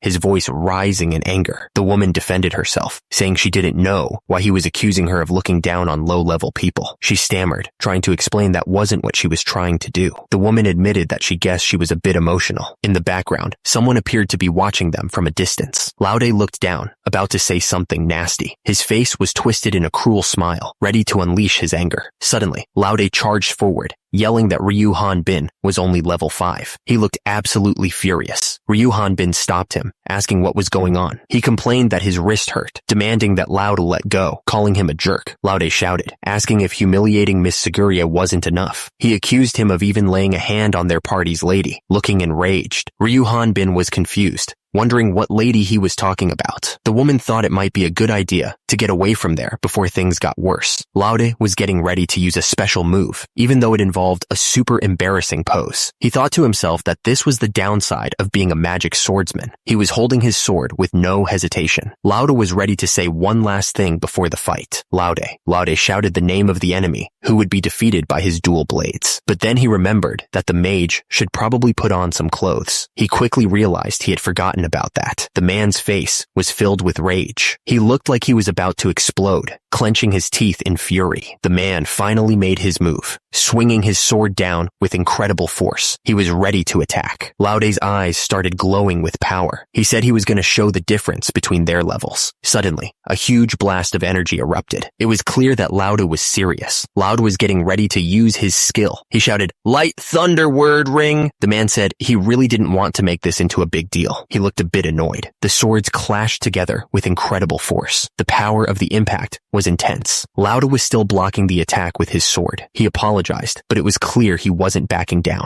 The grip on the sword tightened. It was like all the power was being focused into that one hand, and immediately another massive explosion lit up the sky. The power of the blast was visible even from far away. Back in the village, everything was in ruins. A man sat with his head in his hands, looking completely defeated. He looked absolutely crushed by what had happened. It was like he was carrying the weight of the world on his shoulders. Laude heard what happened from Mr. Atisse, who told him it wasn't his fault, but Laude replied that it was a pain he couldn't be forgiven for, and that they should wait for the results. He looked devastated by what had happened. Laude then rushed to the doorway, clearly worried. He asked how the person inside was doing, his voice full of concern. A woman, Miss Seguria, was being comforted by Mr. Eric. He told her that since Mr. Eric had brought him there quickly, his life wasn't in danger, but it was impossible. Mr. Eric tried to comfort her, saying that she had done everything she could. Someone called out to Mr. Laude. All the men that stood there fell silent, the tension in the room thick enough to cut with a knife. The blame may have fallen on Laude himself, but the pain and suffering he was going through was something that no one could comfort him from. Down below, the patient looked like he was in agony. That morning, Mr. Atisse took Laude back to Onprow City. He seemed lost in thought as the carriage made its way back. Later, Laude learned the truth about Atisse's gender, and he had a hard time facing him again. At the same time, the monster that made the loud sound was nowhere to be found, but the monster was soon forgotten as he spent 3 months with Berkman's party. In front of South Forest, someone asked what was going on. It turns out Mr. Laude from Berkman's camp went to the dungeon alone. Miss Amber said that it sounded serious. One of them said that going to the dungeon alone with Laude's level was basically suicide. The other person replied that they thought his level was fairly high. One of them explained that it might be true that he's used to fighting local monsters. She added that those monsters were hunted for survival, so it helped to naturally raise his level, but there weren't any high-level monsters. Another person agreed, saying that Effer and Lord Devolk were unique. She then asked if dungeon monsters were different. The text bubble clarified that they are not originally from this world. It was explained that they are created by dungeons that were set up by the evil god Ormflaus. It's common to see monsters over level 30, or even higher than that. Laude thought to himself that if they're over 30, it might help him to level up. He decided that he needed to go to the dungeon, even if he had to go in secret. One of the people was furious, saying that monsters weren't the only problem. He complained that many other worlders were also secretly hunting there, calling them evil scumbags. He then recalled that the screening for dungeon entry was tough, so he told everyone to forget about going there. Another man wondered why Laude went if it was so dangerous. He guessed that it was probably because of the hope of finding a healing artifact. The other man repeated the word artifact, clearly intrigued. The man explained that the source placed within those dungeons were artifacts. He added that they are items that come in various shapes and all have different abilities. He continued, saying that according to rumors, one of those artifacts was able to heal any type of wound. He concluded that Laude was most likely hoping to find that. Countless monsters had been creeping out of South Forest as of late, and he hoped it wasn't a bad omen. He thought to himself that dungeons and artifacts were like a pot of gold at the end of a rainbow. He decided to put out the lights, figuring that was his only option. Ryu Han-bin walked through the dark forest. The trees loomed over him, and the shadows seemed to move on their own. Han-bin admitted that no matter how many times he came to this forest, it was still spooky. He couldn't help but wonder if a huge monster would suddenly appear. Since Effer lived around here, Ryu Han-bin decided he should go and ask her about the monsters. He figured she would know more about the area. Ryu Han-bin wondered where Effer's house was again. He hadn't slept much in 3 months, so he was having a hard time remembering. And immediately, Ryu Han-bin screamed in terror. He hadn't even noticed the monster standing right behind him. Ryu Han-bin stopped dead in his tracks and shouted, "What the heck?" He raised his sword, ready to strike the monster that had appeared out of nowhere. The system displayed the monster's stats, level 31, species, Tatiro. It also said that attacks made by swords were useless because its entire body was covered in armor, but it was weak to magic and usually lived in dungeons. Ryu Han-bin wondered what a dungeon monster was doing here. He realized that the system said it was resistant to physical attacks, which was not good for him. The Tatiro monsters looked at him and said that he would be a bad opponent for them. They called him human meat and mentioned that they could talk.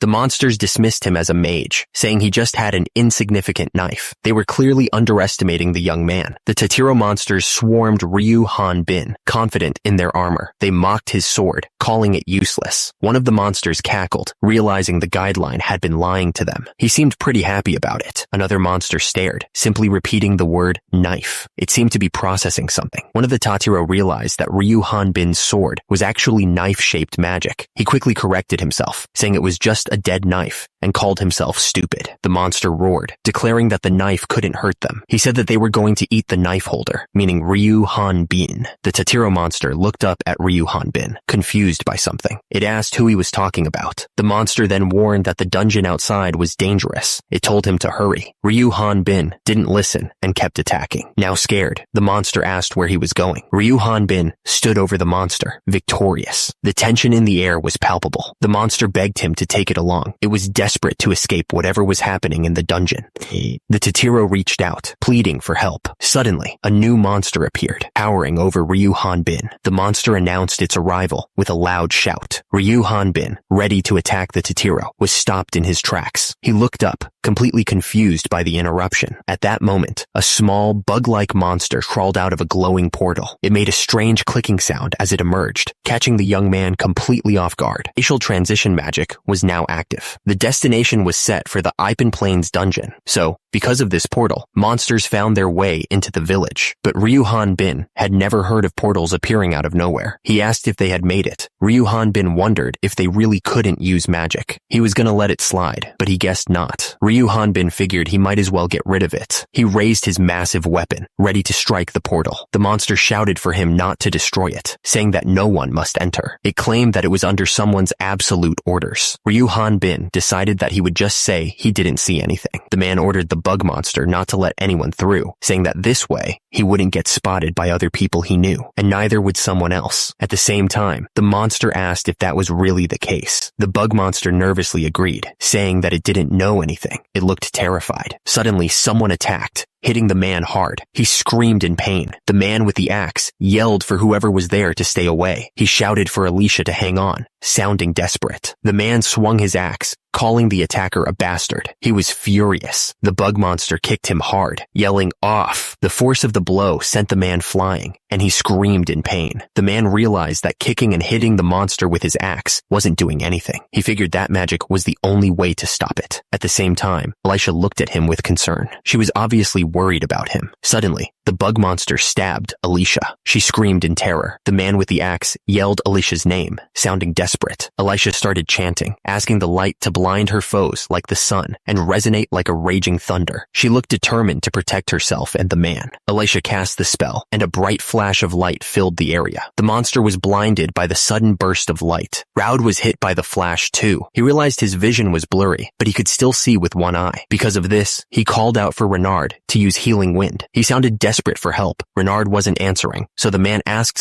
anyone, to please help him. Raud kept calling for Renard, begging someone to answer him. He was clearly terrified. Meanwhile, someone was lying on the ground, covered in blood. Alicia was injured and on the ground. She shouted for the magician to kill the monster, not caring who it was. She was desperate for someone to protect her. Raud was facing the giant bug monster. He looked absolutely terrified, not knowing what to do. Someone begged for help, hoping someone would save them from the monster. The man looked up, his face showing pure shock. He was clearly not expecting what he was seeing. The monsters didn't hesitate. They fired beams of energy at the person, trying to take them down. It was a brutal assault. The man was thinking how it was impossible to one-shot a Tatiro's hard neck. He figured it had to be a chained attack. Tatiros usually push their arms out to protect their heads, and the gaps between the shells are way too small. He realized that the attacker had exposed the monster's head and lowered its guard. The attacker landed a critical hit, attacking between the legs first. The man exclaimed that it was a technique only dual-wielding magic swordsmen could pull off. He asked if they were from the Onfrost Hunter Guild, and if they were Raud, the magic swordsman. Raud seemed happy that he was recognized. He exclaimed that he had started exploring the dungeon by himself a couple of months ago, which was amazing. But he corrected himself, saying it wasn't that, and that he had been lost in the dungeon for 70 days. Raud explained that after that incident, he remembered drinking away in the guild. When he woke up, he was already inside this dungeon. It was a terrible situation. Raud continued, saying he didn't remember coming in and couldn't find a single soul to help him out. He then asked why the man had come here by himself. At the same time, Ryu Hanbin looked surprised. Raud then exclaimed that he could leave now. Raud mentioned that he heard Ryu Hanbin was looking for a healing artifact. He asked what that was and if Alicia was okay. Meanwhile, Ryu Hanbin was pouring a potion. He said that he somehow stopped the bleeding, so she was fine, and that they had some poti. But then he realized it was a high potion and that it was so hard to get. Alicia spoke up, wondering if Ryu Hanbin was doing this just because she was a woman, but then said that wasn't it. She then asked why he would use such an expensive potion. She looked at him suspiciously. Alicia argued that the potion wouldn't help her injuries, and that it would be harder to leave if someone was injured. She would rather have it used than wasted, and promised to pay him back once they got out. Ryu Hanbin replied that it was good because exploring dungeons with that kind of injury was impossible. Ryu Hanbin asked Raud if he was leaving after coming all the way there just to help some stranger out. He looked surprised by the hunter's decision. Raud insisted that he was a proud hunter and told him not to look down on him. He then said not to mind it and that it was nothing and to only think about leaving. He then said that he had a stomach ache and irritable colitis, and he couldn't last long either. Meanwhile, Alicia looked at Raud. Ryu Hanbin thought about how Raud had an injury that he couldn't heal using the high potion to help some strangers like them. At the same time, the dungeon started to rumble. Ryu Hanbin exclaimed, wondering if it was an earthquake. He looked around nervously. The group heard the rumbling, and Raud said that dungeons aren't like the real world, so it couldn't be an earthquake. He figured it had to be a monster. Raud then told them to quickly run through the tunnel, saying he'd rather die than make a fool of himself in front of a woman. Raud yelled at them, asking if they were deaf. He insisted that they couldn't take on all those monsters by themselves. The hunter told them to go because it was coming out. Meanwhile, the group ran through the tunnel. Alicia yelled, asking what Raud was doing. She said that they were only going to be in his way, and they couldn't let his sacrifice be for nothing. At the same time, the group continued to run through the tunnel. Raud yelled, asking why they were leaving. He cursed, saying he should have leveled up a bit while he was in the dungeon. Below, the tunnel was dark and ominous. Raud steeled himself, muttering that he could handle a couple of Tatiros. He looked determined, but also a little nervous. Raud fought against the large monster, yelling. He was determined to hold it off, but it looked like there were more monsters coming, and immediately after, Raud was surrounded by a group of smaller monsters. He looked like he was in serious trouble. Raud ran away from the monsters, yelling at the others to run because it was dangerous. He seemed pretty freaked out by whatever was happening. Meanwhile, Alicia looked shocked and asked what the hell had happened in there. She couldn't believe what she was seeing. The scene showed showed the other side of the dungeon. It was filled with dead monsters and a strange, glowing pool. It looked like a total disaster zone. Ryu Hanbin was surrounded by monsters and yelled as he swung his weapon. He was cutting through them with ease, but there were so many. It was a chaotic scene. Ryu Hanbin was trapped in a web, looking annoyed. He had hoped for a good experience in the dungeons, but it was not turning out that way. He was clearly not happy about it. Ryu Hanbin swung his weapon, complaining about how hard it was to fight in such a small space. He remembered having to hold back his strength when he was with Buckman. The young warrior unleashed his attack. Meanwhile, the monsters below were scared and told each other to run away, but they were also brave. The monster yelled that the others wouldn't pass. It looked determined to stop them no matter what. Ryu Hanbin attacked, yelling that he would stop them. He wanted to get some experience points. The fighter was not going to let them get away. Ryu Hanbin couldn't find any more Tatiros. He wondered where they had all gone. The young man stepped forward. Ryu Hanbin was surprised by what he saw. He wondered if it was an artifact. It was a fireball bracelet power core.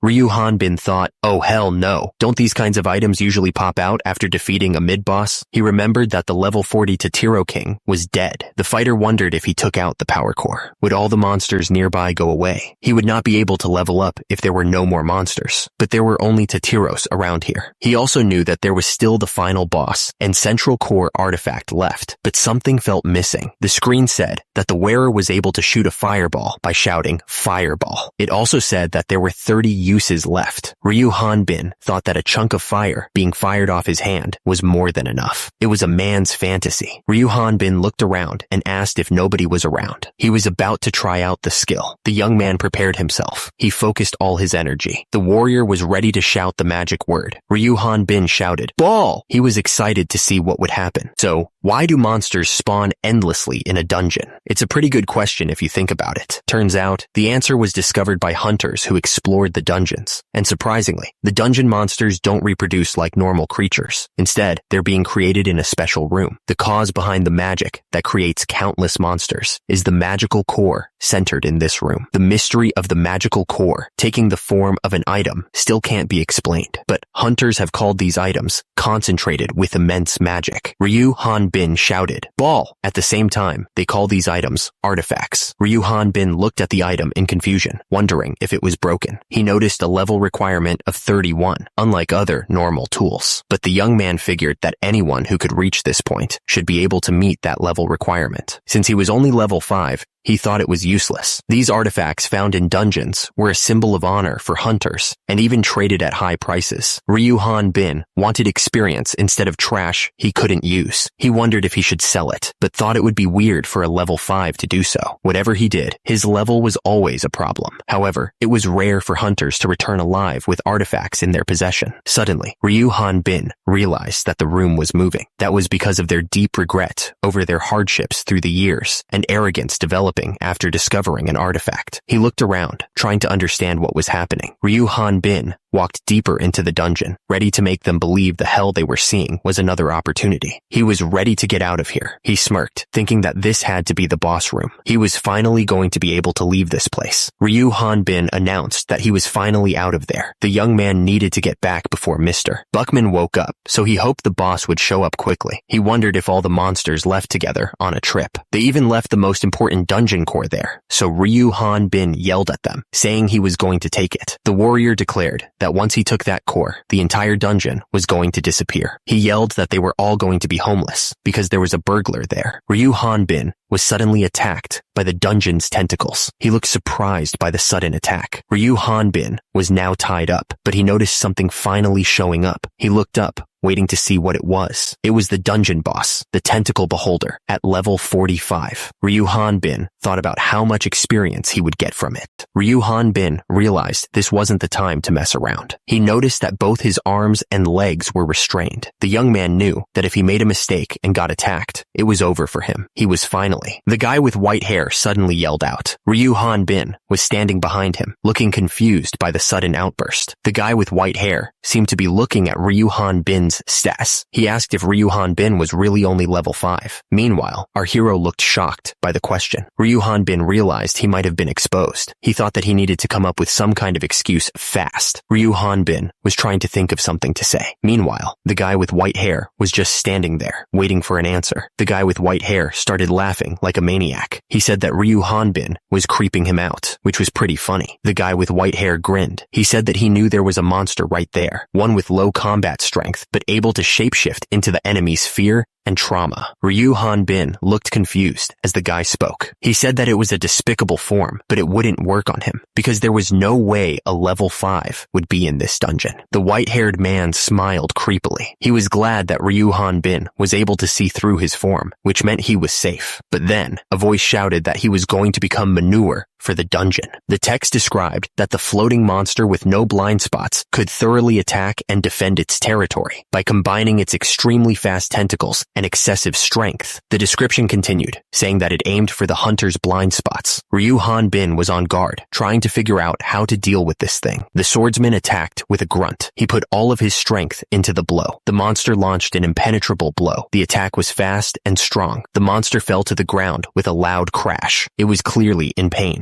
The monster was falling, but Ryu Hanbin had to dodge another attack. He thought to himself how close that was, adding that if he hadn't dodged, his pants would have been torn apart. Ryu Hanbin wondered if the boss monster wasn't too weak. The guy with the sword looked at him, confused. The swordsman yelled that Ryu Hanbin was a total jerk as he swung his sword. He was clearly angry, and immediately, Ryu Hanbin was hit by the attack and exclaimed in pain. The monster was falling after taking a hit. It looked like it was in a lot of pain. Meanwhile, the young man continued to fight, dodging the attacks from the other enemies. The swordsman cursed at Ryu Hanbin, saying that he had lost everything because of him. He was furious and blamed the young man for his misfortune. Ryu Hanbin wondered if he was being seen as a fake and if the swordsman had lost his mind. The monster made a weird noise. It seemed confused by what was happening. The monster continued to fall, crashing through the dungeon. It lamented the loss of his honor within the guild, as well as his party. Raud looked absolutely shocked, realizing that even his egg was gone. He was clearly struggling to understand what was happening. The monster screamed, accusing someone of turning him into a demon. He then mentioned Artis. At the same time, Rude screamed that the monster was lying about having a relationship with Artis. The monster kept screaming for someone to die, over and over again. He looked completely deranged. The enemy was determined to kill the human. The monster and Rude were still fighting each other. Meanwhile, Ryu Hanbin was thinking about what he should do if Raud was being controlled by the enemy. The monster yelled at the human, asking how he dared to play with him like a ball. He was furious and ready to attack. The monster pointed out that he hadn't attacked the human yet. He guessed that the human was either a comrade or a party member. At the bottom, the worms were still slithering around. The monster continued, saying that for someone who cherished their comrade, losing their life by that comrade's hand would be the most horrible thing ever. He looked like he was enjoying this way too much. Suddenly, Ryu Hanbin appeared with his sword raised. He offered the monster his experience. Below, Rude looked absolutely terrified, not knowing what was going on. The monster changed his mind. He seemed to have thought of something even more evil. The monster declared that he was going to turn the human into manure for the dungeon. But then, he decided to remodel him as the dungeon's mid-boss. He would make him slaughter all the humans who dared to set foot in that place and then devour them alive. The monster was still scheming, thinking that his first meal would be someone special. He looked forward to the delicious experience. Suddenly, the monster lunged, screaming that Ryu Hanbin would be his first meal, but our hero was ready for the attack. The tentacle beholder was trying to get into Ryu Hanbin's head, saying that no matter how strong he was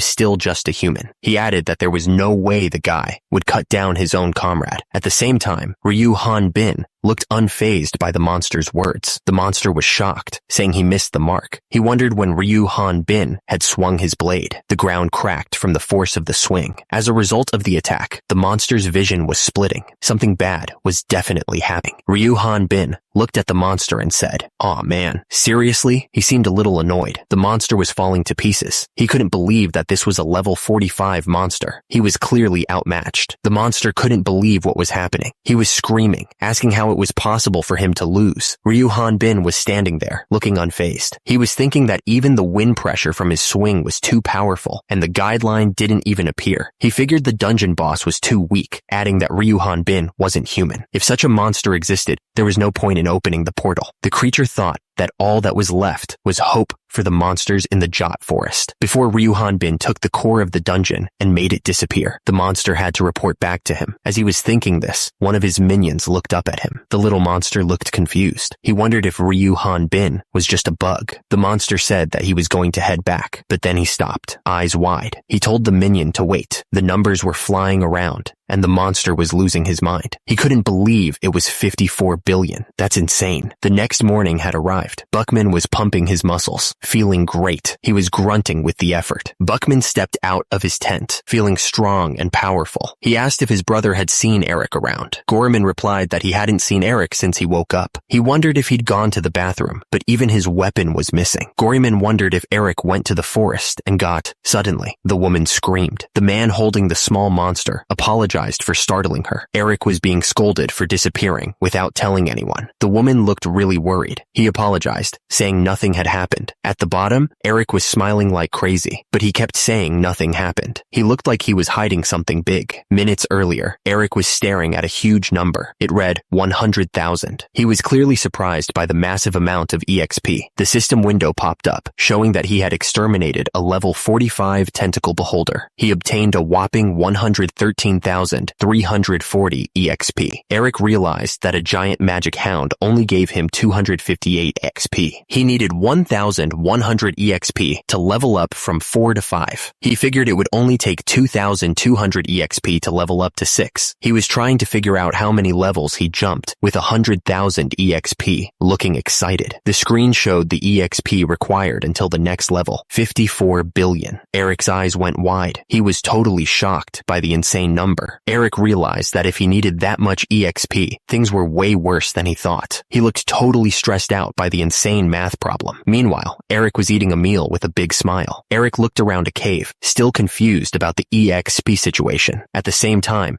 Eric was hanging out with a little monster, looking like they were friends. Two people were talking about Eric, wondering if something had happened to him, but the woman said that he claimed nothing was wrong. Meanwhile, Eric was eating a big piece of meat, looking like he didn't have a care in the world. Eric stared at the tent, realizing he was done for. He looked absolutely hopeless. The sky was a mix of orange, blue, and purple, as if signaling the end of the day. A week had passed, but Buckman's group couldn't find any monsters outside of Sayat Forest. As a result, they returned to Onfros earlier than expected. At the gates, the guards stopped their wagon. The guards told them that the carriage was for the Onfros Hunters Guild and demanded to see their permit. One of the men asked what permit they were talking about. At the same time, the man argued that he had worked there long before the guard's dad was even born, but the guard said that those were the rules. An old man asked if something had happened, explaining that they had been gone for 3 months. Then, he recognized the man in armor. He shouted that it was Captain Buckman. The man in the armor said that he was Gorman and greeted the captain. Gorman then asked what was going on. The captain was told that the Hunters Guild had recalled all adventurers outside of town 5 days ago. He looked absolutely shocked by the news. The town looked quiet and empty. The text in the air announced that the Ipen Plain dungeon had closed. Back in the wagon, the atmosphere was tense. One of the men wondered if they should be celebrating the dungeon closing. Below them, the town looked quiet and unsettling. One of the guys explained that he was able to use the portal because he didn't take the core of the dungeon. He figured that someone else must have taken the core and closed the dungeon, which was why the streets were like this. The man then asked who they thought had closed the dungeon. He seemed really confused. One of the people in the wagon said that for a hunter, closing a dungeon was an incredible accomplishment, but only an earthling would hide this fact. He looked really worried, adding that wasn't the only problem. The same man continued, talking about the Inquisitor, who was sent by the church to find and execute earthlings. The Inquisitor would drag people away and torture them to confess, because they couldn't tell them apart from the earthlings. The man added that the Inquisitor targeted any suspicious individual who was above level 20. He was clearly scared. One of the men said that the standard was absurd. He added that Mr. Buckman and Madame Amber were both above level 20. He stated that this was also why most hunters had left the town, because earthlings would never be welcomed. He looked really serious. The man with the beard announced that nothing was certain yet. He told everyone to finish what they had to do. He said that they should reap their rewards because they had been camping camping outside for weeks. He then told them to head to the guild and turn in the demon stones. The guy with the beard said that they should sell the monster materials in Eric's bag. He then told everyone to celebrate how Eric completed his first request. Meanwhile, someone was lying down, looking thoughtful. One of the men asked Amber if she could go with Eric to the Bolton shop, but another person said that she knew where the store was and could go by herself. She told the man to go on to the guild. Another person pointed out that Eric didn't even know the market prices and then asked Buckman a question. The man said that Eric would find out, even if they didn't tell him. He was talking about how valuable what he was carrying right now was. He smirked, knowing Eric would be surprised. The sign read, Bolton shop. Someone inside was clearly surprised by something. The shopkeeper refused to buy whatever it was. He explained that even though Buckman was a loyal customer, he couldn't risk getting involved. He added that the town's prosperity was all thanks to the dungeon. The shopkeeper continued, saying that without the dungeon, no one would stay in a place with an earthling and an inquisitor. He wondered who he would sell his goods to then. The young man looked like he was about to beg him to reconsider. The shopkeeper shouted at the young man, telling him, half? No, half of half. He asked if the guy was deaf. He explained that regardless of money, if an inquisitor, suddenly, a cloaked figure interrupted them, telling them to continue. He said he would wait in line since he arrived late. The newcomer's masked face was unreadable. The shopkeeper was terrified. He shouted that the cloaked figure was from the Church of Darkness, the Inquisitor. He thanked the owner for the introduction, clearly panicking. Ryu Han Bin looked at the Inquisitor suspiciously, wondering what level he was. The cloaked man thanked the shopkeeper for his products, speaking politely. Ryu Han Bin stared at the Inquisitor. His eyes narrowed. He looked like he was trying to figure out what was going on. The Inquisitor spoke, asking what was wrong. The system window showed that his level and species were unmeasurable. He wondered why they couldn't see his level. Eric told him he didn't know what he was talking about. He closed the distance between them in a heartbeat. Eric admitted he heard that a lot, adding that he never lost when it came to heights. But the Inquisitor was really tall. He wondered why the Inquisitor was so shocked to see him, and why he didn't just step back if he was so scared. Eric insisted he had no religion, then asked what fairy tale the Inquisitor liked. The Inquisitor found it weird that Eric was an orphan from a remote village with no religion, yet he was a hunter walking down the street. Eric said he had only recently become a hunter, and that the Inquisitor had the wrong person if he thought he was an earthling. The Inquisitor held up a small device, clearly about to test Eric. The Inquisitor saw that Eric was only level 5, which was impossible given his strength. Eric figured that since he got inspected, he could sell these items, right? The Inquisitor simply responded that he understood. Eric was selling his loot to the merchant. He was amazing, especially doing it right in front of the Inquisitor. He figured it was normal, though. The merchant was having a hard time pricing the items because he didn't have anywhere to sell them now. He was clearly confused. Eric was getting nervous. He thought it would be okay since his level was low. He felt like his heart was about to explode. Eric thought the merchant seemed pretty strong, even though he couldn't see his level. Maybe it was due to the mask. He asked the merchant if that was also an item he sold. Eric was starting to freak out because of the merchant's reaction. No,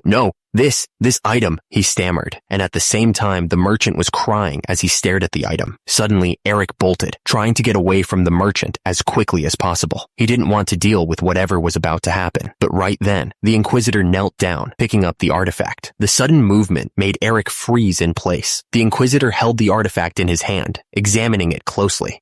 What's the explanation for this? He muttered to himself. The Inquisitor looked up at Eric, his voice laced with suspicion. Where did a level 5 obtain an artifact? He demanded. Eric was sweating bullets, trying to figure out how to get out of this situation. He was thinking, I thought it would work out fine. I don't know anything. Should I deny that I don't know? Artist Bannister told him that a level 5 wouldn't go into a dungeon. He added that it was a valuable item, so he should guard it well. Artist thanked him and then said that since Eric was a beginner hunter, he would tell him a story as a lesson. Artist Bannister leaned in closer, ready to begin his story. It was a story that would also serve as a lesson, he said. Artist began his story. It happened 15 years ago in a small eastern village where a married couple lived. The husband was a veteran hunter. He wasn't the leader of his party, but he had the power to attract people. It was just an average day, and his party was in charge of a quest. The veteran hunter was suddenly terrified by a seemingly harmless monster. The rest of his party couldn't figure out why the strongest and most heroic member was acting so strange. When his party members pushed him for an explanation, the veteran hunter shouted that the monster's level was over 800. Since his comrades didn't believe him, he revealed the whole truth about himself. He confessed that he was an earth earthling and that he could see everyone's levels. But at that moment, the monster discovered them. The veteran hunter was left alone to fight the monster, buying time for his comrades to run away. He knew he was done for. Artist looked down, lost in thought. He then asked a simple question. Who died in this story exactly as expected? Artist continued the story, saying that it was always the earthling who revealed his own identity. No, it was never anyone else's fault. Artist explained that the earthling's party leader was spared. Everyone else was killed. The party leader was exempt since he reported the truth to the Inquisitor, and the other party members died while being investigated for suspicion of taking sides with the earthling. As a result, their remains were left as a warning. The earthling, who miraculously survived, returned to his home. However, the villagers, who heard the rumors and were influenced, burned the house down. There was no person left who welcomed him. He massacred all the villagers and ran away, completely consumed by rage. Artist Bannister stared down at Eric, reminding him that anyone involved with an earthling ends up miserable. But he wondered what sin a level 5 like Eric could have committed. Artist continued, asking what reason Eric had to tell him this story. He added that getting rid of an earthling's artifact by using a naive beginner hunter was a common thing. He offered to give Eric as much protection as he could with his own power. The air thickened with tension as Artist demanded to know which party Eric belonged to. His eyes narrowed, waiting for an answer. Before Eric could answer, a sudden strike came from the right, hitting him hard. He was caught completely off guard. The force of the blow sent Eric flying backwards. Who was attacking him and why?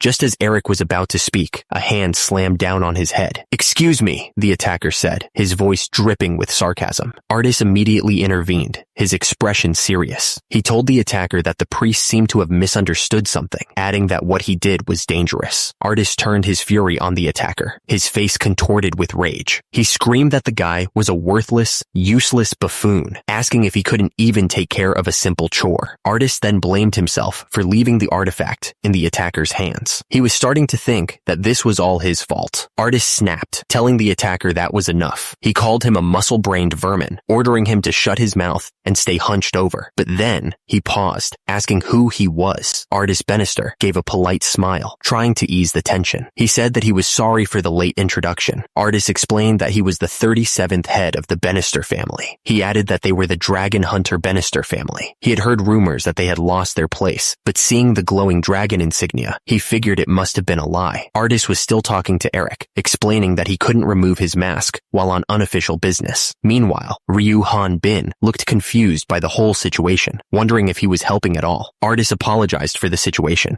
explaining that he had told the guy to bring an artifact to help with research, but things didn't go as planned. He said that he understood the story the other man was setting, and he needed to match it. He then apologized to his master. Artist said that he was still busy with the research. He told them to may the darkness protect them. He then thanked them and told Eric to never attempt to act anywhere else. Eric stared at Artist, pointing out how he hadn't asked any questions about what he saw in the forest. He wondered what would happen if he was a dangerous man, and if the fact that he had an artifact wasn't suspicious. He repeated his question, asking what if he was a dangerous man. Meanwhile, Artist watched him carefully, waiting for his next move. Artist said he just thought Eric was a suspicious person. He asked what part of him was suspicious. At the same time, Eric was wondering about the artifact and what its ability was. Eric described the artifact's abilities, saying it could create fireballs and electric attacks. Below, Artist stared at Eric with a serious expression. Suddenly, Eric apologized. Eric attacked, telling Artist to come quietly. Eric was thinking back to the first day he joined the Buckman party. He remembered fighting a tree ogre. The monster was only level 13. He thought, no. The next monster was a little panic, and it was level 15. He thought, no. He finally escaped from the rock mountain, but he was starting to get annoyed. He wondered if there were only monsters like these mud slimes around, since he was level 21 now. He was complaining that these monsters were trash and didn't give him much experience. He remembered that the magic hound was better than this garbage, since he could at least gain 1 experience point then.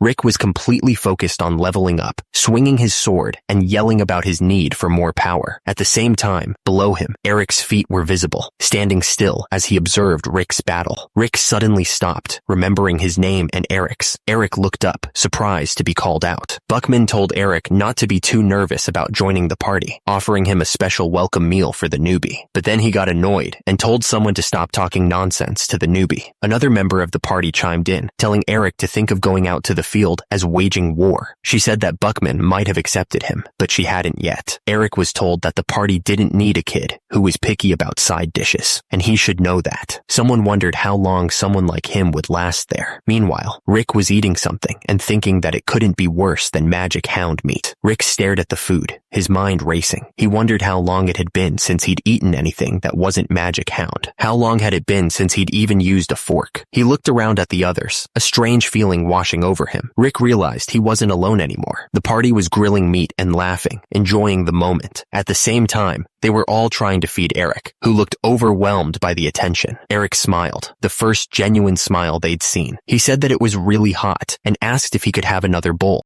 Eric told them that they didn't have to force him to eat it. He said that if he ate all of it, even if they cooked it to play a joke on him, he could still feel that he had escaped the rock mountain. The cloaked figure, holding the other person, spoke calmly Finn as they were fighting. He told the other to please follow him quietly. The cloaked figure paused, sensing the air around them. He realized this wind wasn't magic, or at least he couldn't feel any mana. He thought it was the wind of healing, and that the other guy was a pretty high-level spirit magician. The cloaked figure frowned, realizing the situation was getting complicated. He thought to himself that a high-level spirit magician wouldn't be an easy fight. The cloaked figure looked serious. He realized that if he fought for real, his true identity would be exposed. He then told the other guy not to worry so much. The cloaked figure explained that if he stayed inside, he'd be safe, even if he lost his arms and legs. But he wanted the other guy to walk and follow him on his own 2 feet. The cloaked figure realized that he was running out of options. He asked Ryuhan Bin if he was looking for a dungeon closer. It seemed like the cloaked figure had something in mind. The cloaked figure asked if he could find a dungeon closer. Would Ryuhan Bin promised not to hurt anyone else? He quickly added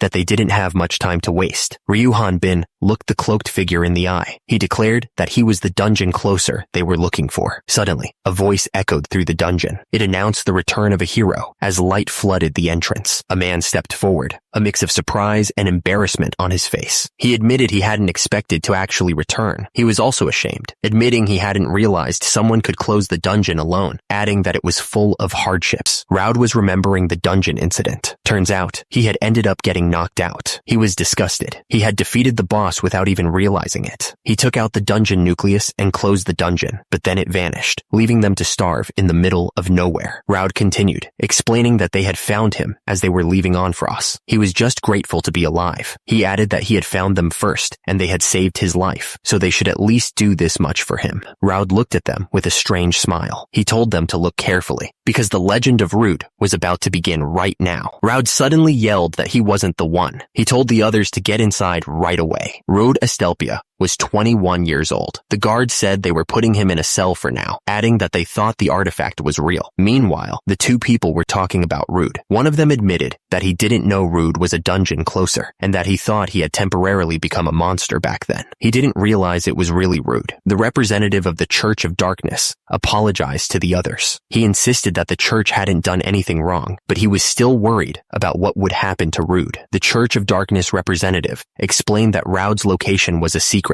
He added that Raud would be investigated and imprisoned soon, but if his story checked out, he'd be released. Eric seemed relieved, just hoping they'd lock him up. Eric was thankful that things had worked out thanks to Rude. Then, he noticed something odd, a car powered by demon stones. He commented that it was pretty rare to see one in the countryside. Eric realized that he had stopped them from selling their stuff. He turned to Eric and asked him to come over for a second. Turns out, Eric didn't have any cash on him, so he asked if he could give Eric a promissory note instead. He figured it would be too complicated for the countryside boy, so he'd have the real recipient sign it. But he hesitated, remembering his mom warning him not to sign anything carelessly. The church member insisted that he wasn't trying to get Eric to join any church, adding that the Church of Light might do that though. He admitted that it was too much money for him to refuse, and then asked Eric to sign the note right there. Eric took the pen and signed the promissory note. He hoped he wouldn't regret this later. With the deal done, the church member placed his hand on Eric's shoulder. As a result, he gave him a blessing, hoping that darkness would protect him. Thank goodness, it ended without anyone getting hurt. But then, Artis called out to Eric from behind. Artis looked at Eric with a serious expression. The voice echoed through the mostly empty hall. He was asking if there was anything he could do, now that he was here. The place was the Onfrost Hunter Guild. Eric looked down, his face showing regret. He told the person that he was sorry. The man told Eric that he shouldn't feel sorry for the guildmaster running away. He added that he didn't know that Buckman's party had disbanded so quickly, with everyone leaving in a hurry like crazy. Meanwhile, the same man asked Amber if she had been able to sell some demon stones. The woman at the table, Amber, told him that she had sold all of the demon stones. She revealed that all of those demon stones only earned 5 silver coins. She said that this was all the money the guild had. The two people at the table looked at each other, shocked by the news. They asked what she meant by that, clearly not understanding the situation. The woman looked absolutely furious. She was thinking that the guildmaster should be ground to dust and drunk. He ran away with all the money, and he didn't even call them because he knew they would notice if they came. The man offered beer, saying it was free, but the woman yelled back, asking how she could drink beer now. She reminded him that they had no money. If the guild went bankrupt, where would they get their commission, and from whom could they receive their money? The man asked Amber if she remembered years ago. He was talking about when he was going to protect a remote village where there were no dungeons or guilds, and insisted he was a lone hunter. He reminded her that he saved her hundreds of times back then. The man told Amber that it didn't matter if there was a guild or not. He had been with her since that day, and his heart hadn't changed at all. He then quickly added that she was like that, and that was why he was still single. He then corrected himself, saying that was not it, and repeated her name. Just then, Buckman arrived, saying that if he wasn't too late, he was with them. He also brought a lot of snacks. Buckman was happy to offer Eric some food, saying they could congratulate him with a fun party. Buckman continued, suggesting they should say more things after the celebratory party for Eric. He also mentioned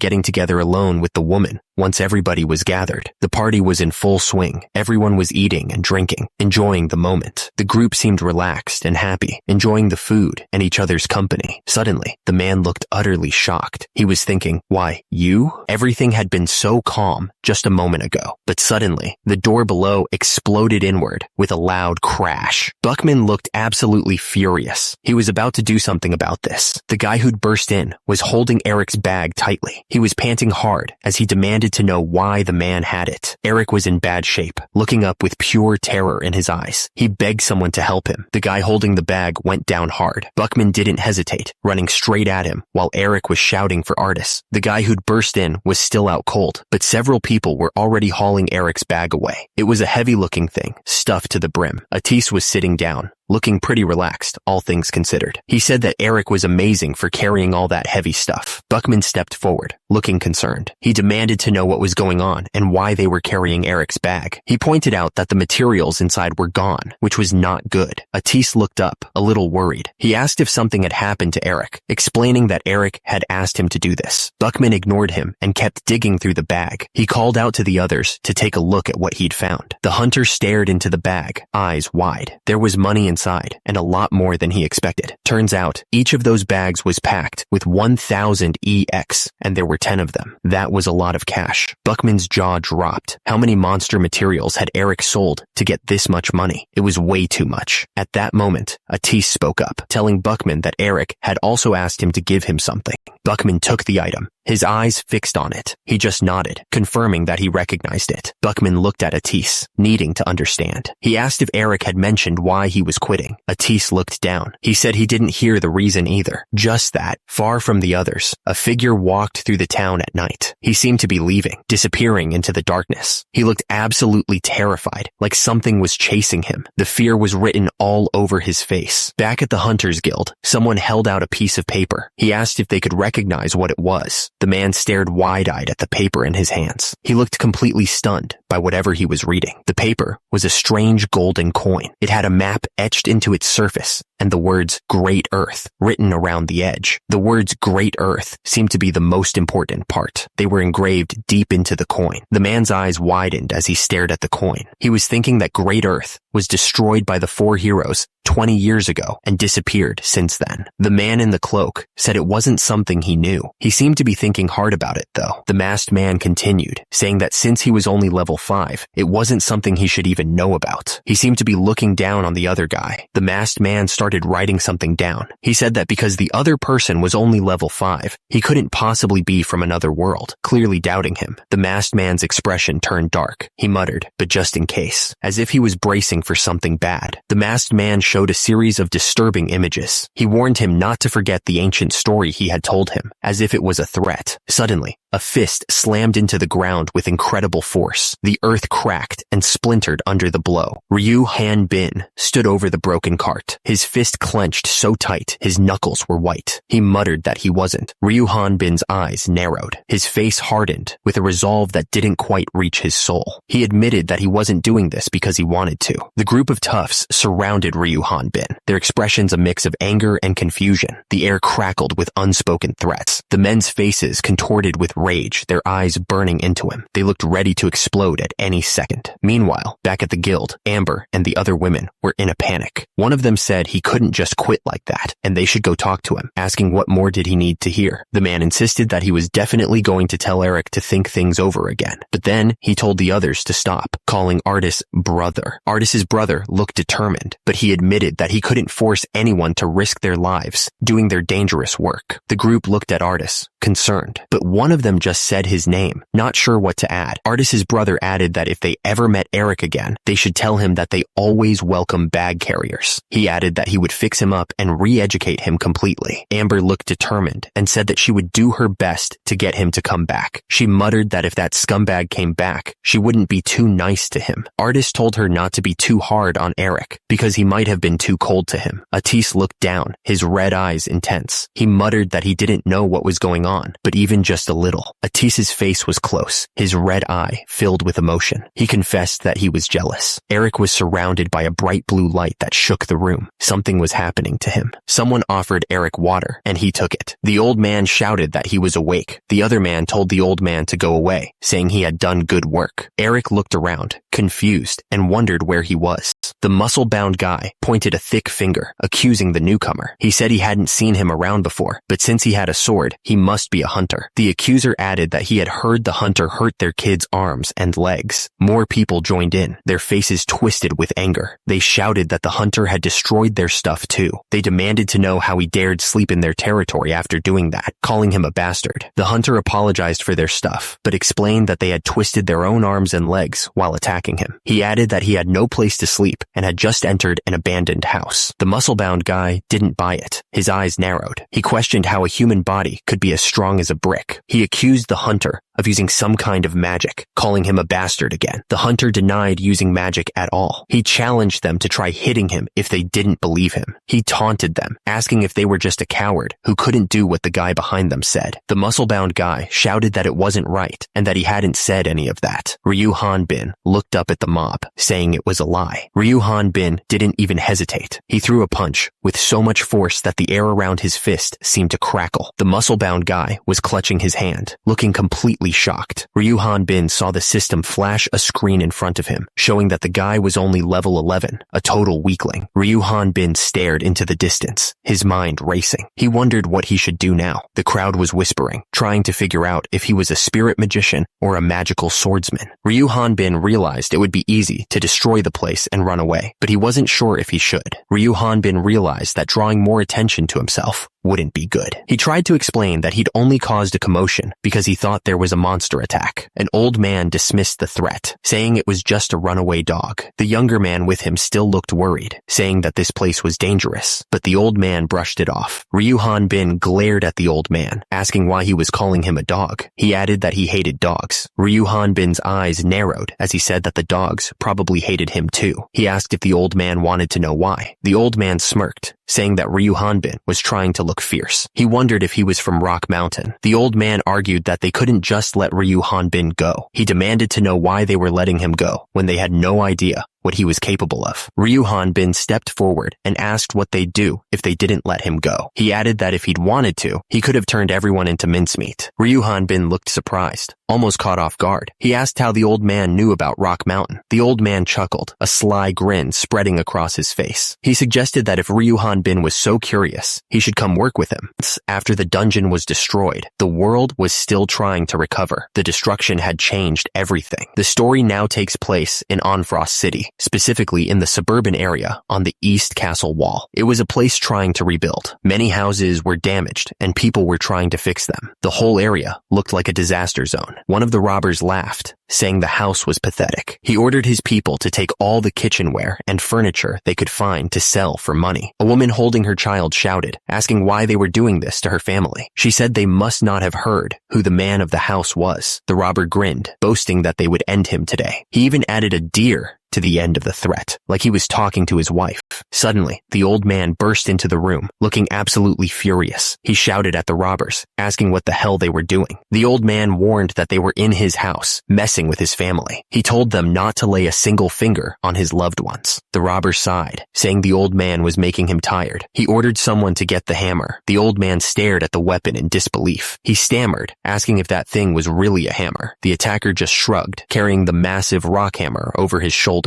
He said it was just a rock on an iron spike, like it was nothing special. The old man yelled that even if the guild closed down, he was still a hunter. He insisted that he could fight against them. The attacker didn't even flinch. He just calmly stopped the old man's sword with his bare hand, the metal screeching against his skin. The attacker stared down, his eyes cold and lifeless. He told the old man to step aside, like he was a bug to be brushed away. The old man stared in disbelief. He stammered, realizing that his sword wasn't even cutting through the attacker's skin. The attacker's muscles were so huge, they looked like they were about to burst through his shirt. He looked like he was made of stone. Then, the whole house exploded from the force of his attack. The attacker was standing in front of the rubble, and someone shouted that he wasn't human, that he was a monster. Meanwhile, a family watched with worried eyes. They didn't know what was going to happen next. Turns out, the Onfrost Architecture Association was strongly supporting this whole project. They were the ones trying to fix the city. The man explained that they fixed the city's castle wall and tore down old, broken houses. They were trying to make things better for everyone. The man explained that they were also providing durable housing. He added that their houses were made of the same stuff as the noblemen's, mixed stone, and they finished it with golem magic to make it even stronger. He continued, saying that they put a special slime resin coating on the houses to stop monsters and enemies from climbing up. He added that if they agreed that soldiers could use the house in case of emergency when citizens needed to get out, then the bald man then said that they could live there without paying rent, and as they stayed, they'd even get support money for helping to keep the castle wall up. He admitted that they had explained all this before, but he had been drunk then, and he apologized. The man sighed, saying that he'd had a hard time with hunter work lately. He said they'd helped him so much, he couldn't thank them enough, especially the guy standing behind them. He admitted that he had shoved his sword at Ryu Hanbin, and now he didn't know how to apologize. The bald man asked if he had no more work there, right? He pointed out that the other man was apologizing, and told him not to be like that, asking him to please have a meal with them. Ryu Hanbin looked serious. He announced that he was going to make a report about the situation. Baldy looked at Ryu Hanbin with anger. He said that Ryu Hanbin was talking to them nicely and demanded to know if Ryu Hanbin was being horrible. Ryu Hanbin stared at the group. His eyes narrowed. He muttered that they were weird and asked what was so weird about it. Baldy laughed, calling Ryu Hanbin weird. He wondered if there was anyone worse. He added that Ryu Hanbin didn't have to force himself to be there, but he could accept the apology from the other man. The tension in the room was thick enough to quiet with a knife. A small child reached out and grabbed Ryu Hanbin's leg, completely unaware of the conflict around them. The kid looked up at Ryu Hanbin with wide eyes. He pointed out that Ryu Hanbin was weird and not from this world, which made Ryu Hanbin freeze. Ryu Hanbin looked down at the children, his expression softening. He started to say something, but only got out the word, "Look." Ryu Hanbin knelt down, his face etched with regret. He apologized, his voice barely a whisper. Ryu Hanbin stared at the floor, his mind racing. The weight of his strength, the years of fighting, and the revelation that he was an outsider crashed down on him. Baldy was completely taken aback by Ryu Hanbin's sudden apology. He stammered, repeating the words back in disbelief. He thought that Ryu Hanbin must be furious, but he couldn't understand why Ryu Hanbin apologized. Turns out, after joining the association half a year ago, Ryu Hanbin gets 600 EX for each job. Someone pointed out that's higher than the middle-class hunter. With his help, work that would have taken a month is finished in a day. So, Ryu Hanbin is already famous among architecture businesses in other cities. But the thing is, nobody could talk to Ryu Hanbin. He seemed like he was in his own world.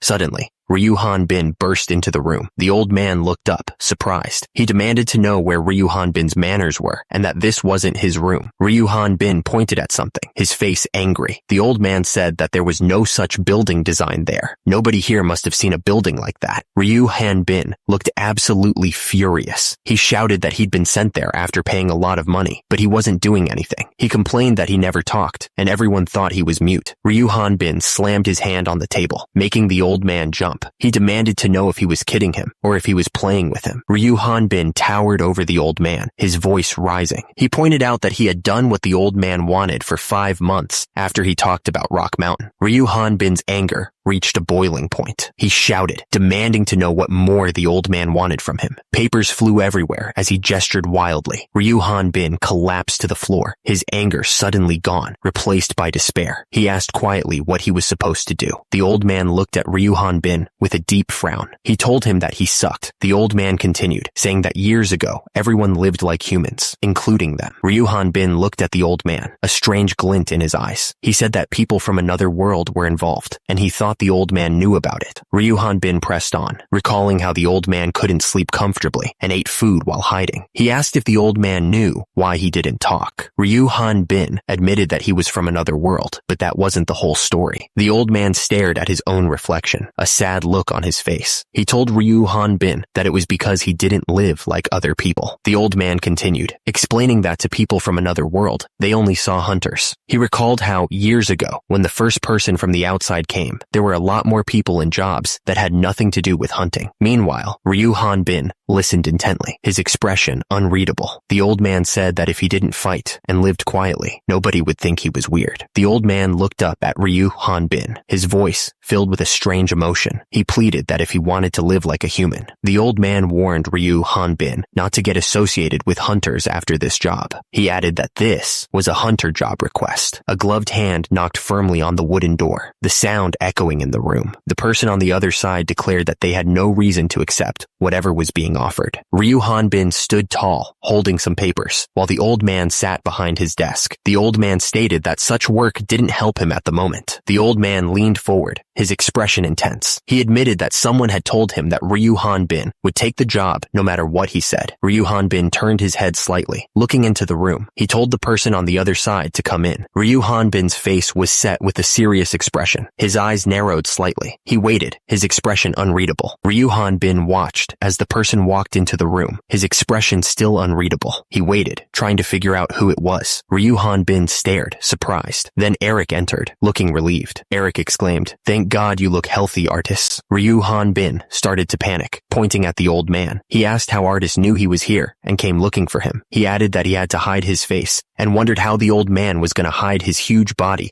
with that piece of fabric. The old man adjusted his glasses, looking unconcerned. He told Ryu Hanbin not to panic, that everyone knew. He explained that Artis visited him a lot, so he wanted to hear Ryu Hanbin's story as well, so he let her come in. He promised to make sure that she didn't get involved with him anymore. Ryu Hanbin looked down, his expression troubled. He apologized for Artis, but asked the old man if it would be best if she wasn't concerned for him anymore. Artis stepped forward, smiling. She said it was her first time properly introducing herself, and that she was Artis Bannister from the Onfrost Hunter Guild. She added that they should drop the formalities. She mentioned that Eric used to be a hunter in the past, and she already knew about it. The old man slammed his fist on the table, looking absolutely furious. He said that Eric was now working for the Architecture Association, so he was family. The old man shouted, accusing Artis of looking down on their Architecture Association and demanding if she wanted him to just hand Eric over. Artis calmly explained that she wasn't asking for Eric on behalf of her guild. It was a personal request, and there seemed to be a misunderstanding. She then asked what Eric had to do with him. Artis paused, looking thoughtful. She said that their party had been different back then, and she didn't know Eric well at all. Artis explained that when her party members saw her with Eric at the Saat Forest, he protected her. She asked why Eric would hide being with her, just because they were in different parties. She didn't go into too much detail, but she made it clear that the old man was misunderstanding something. Artis continued, saying that after the Raud incident, Eric seemed to be tormented with guilt. The old man was getting even more worked up, denying that he was thinking anything weird. Artis added that after Eric came back to the city, things were difficult difficult. Artis explained that Eric had requested to give a promissory note of 1 million EX for her at the Hunter Guild. She said that Eric had paid her and he could quit being a hunter. Suddenly, Eric went flying out of the building, crashing through the wall with a loud creak. The old man shouted that if Eric caused such a serious incident to a woman, he should be responsible for it. He added that he had nothing to say to Eric until he finished his business with her. Artis was glad that the old man gave his permission so easily. She thought that too many things had been left out of the story, and she didn't want to talk about the Inquisitor. Eric thought the situation was horrible. He pointed out that he had stopped being a hunter a long time ago. He corrected her, saying it had been 5 months, not 1. Artis tried to reassure him, saying that the duty this time was just exploring Sa'at Forest and collecting samples. She promised there wouldn't be any danger, so he shouldn't worry. Artis promised that if something happened to him, she would protect him. She added that they were comrades now, so he should talk to her comfortably. The next destination was Sa'at Forest. It looked peaceful from a distance. They walked deeper into the forest together, but Ryu Hanbin was lost in thought. He followed Artis for now, but wondered why she had asked him to come along. Ryu Hanbin wondered if Artis had realized something about him after the last incident. She asked if he was doing okay, and to tell her if he was having a hard time. He thought to himself that it had only been 10 minutes, but it had already been 5 months since Eric had stopped being a hunter, so why now? He remembered the old man's advice. If he acted natural, people wouldn't be suspicious. Suddenly, the system flashed a screen. Race, Kellogg, a low-level monster who lives in the forest. Level 2. Ryu Hanbin stared at the monster, surprised. What? It is so cute! Artis, stop for a second! He then asked, do you like me so much? Ryu Hanbin was getting too close to the monster. He asked Artis if they could take it as a sample and raise it. Suddenly, Artis yelled, fireball. Artis rushed over, checking Ryu Hanbin for injuries. She asked if he was hurt and that there could be poison, so he should take a potion. She noticed the bite on his hand, but was relieved he wasn't injured. Artis told Ryu Hanbin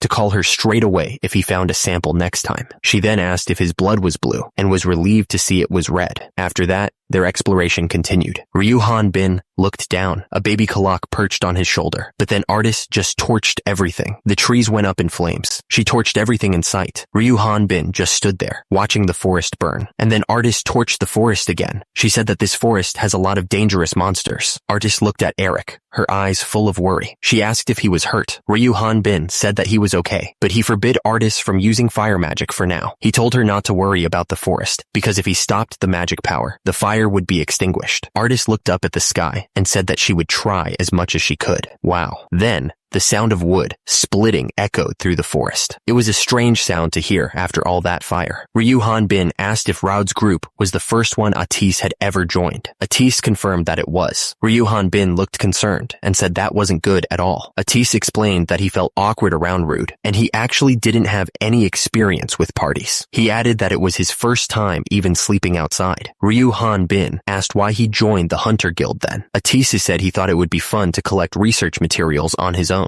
Atis went on to say that magicians also increase their level when they do magic research, so he never had any reason to go outside. Ryu Hanbin was clearly confused and asked what kind of dragon hunter catches a dragon at home. Atis insisted that he had nothing to do with his family's business. He added that these days, dragons are nearly extinct, so it's hard to even find them. Ryu Hanbin looked surprised and asked if there really weren't any dragons, and why. Atise tilted his head and asked if Ryu Hanbin was interested in them. Ryu Hanbin grinned, imagining the possibilities. He said if he caught one, he could level up. He added that where he lived, there weren't any dragons, and they were rare monsters, so it was hard to even see them. Suddenly, Ryu Hanbin thought about monsters. He was starting to see things differently. Ryu Hanbin turned back to Atise and continued, explaining that dragons were definitely something to be feared. He described them flying in the sky with wings as big as castle walls, burning the earth with limitless magic power. But the real reason why he was afraid of them was, Ryu Hanbin said that your level rises when you just kill the enemy, like the people from another world. But he added that dragons are intelligent and you can talk them. Ryu Hanbin's expression softened. He suggested that maybe they were hiding for them to survive quietly. He added that they could be lonely. Ryu Hanbin said that even if they were lonely, it would be better for them to live safely. He mentioned a wyvern he knew.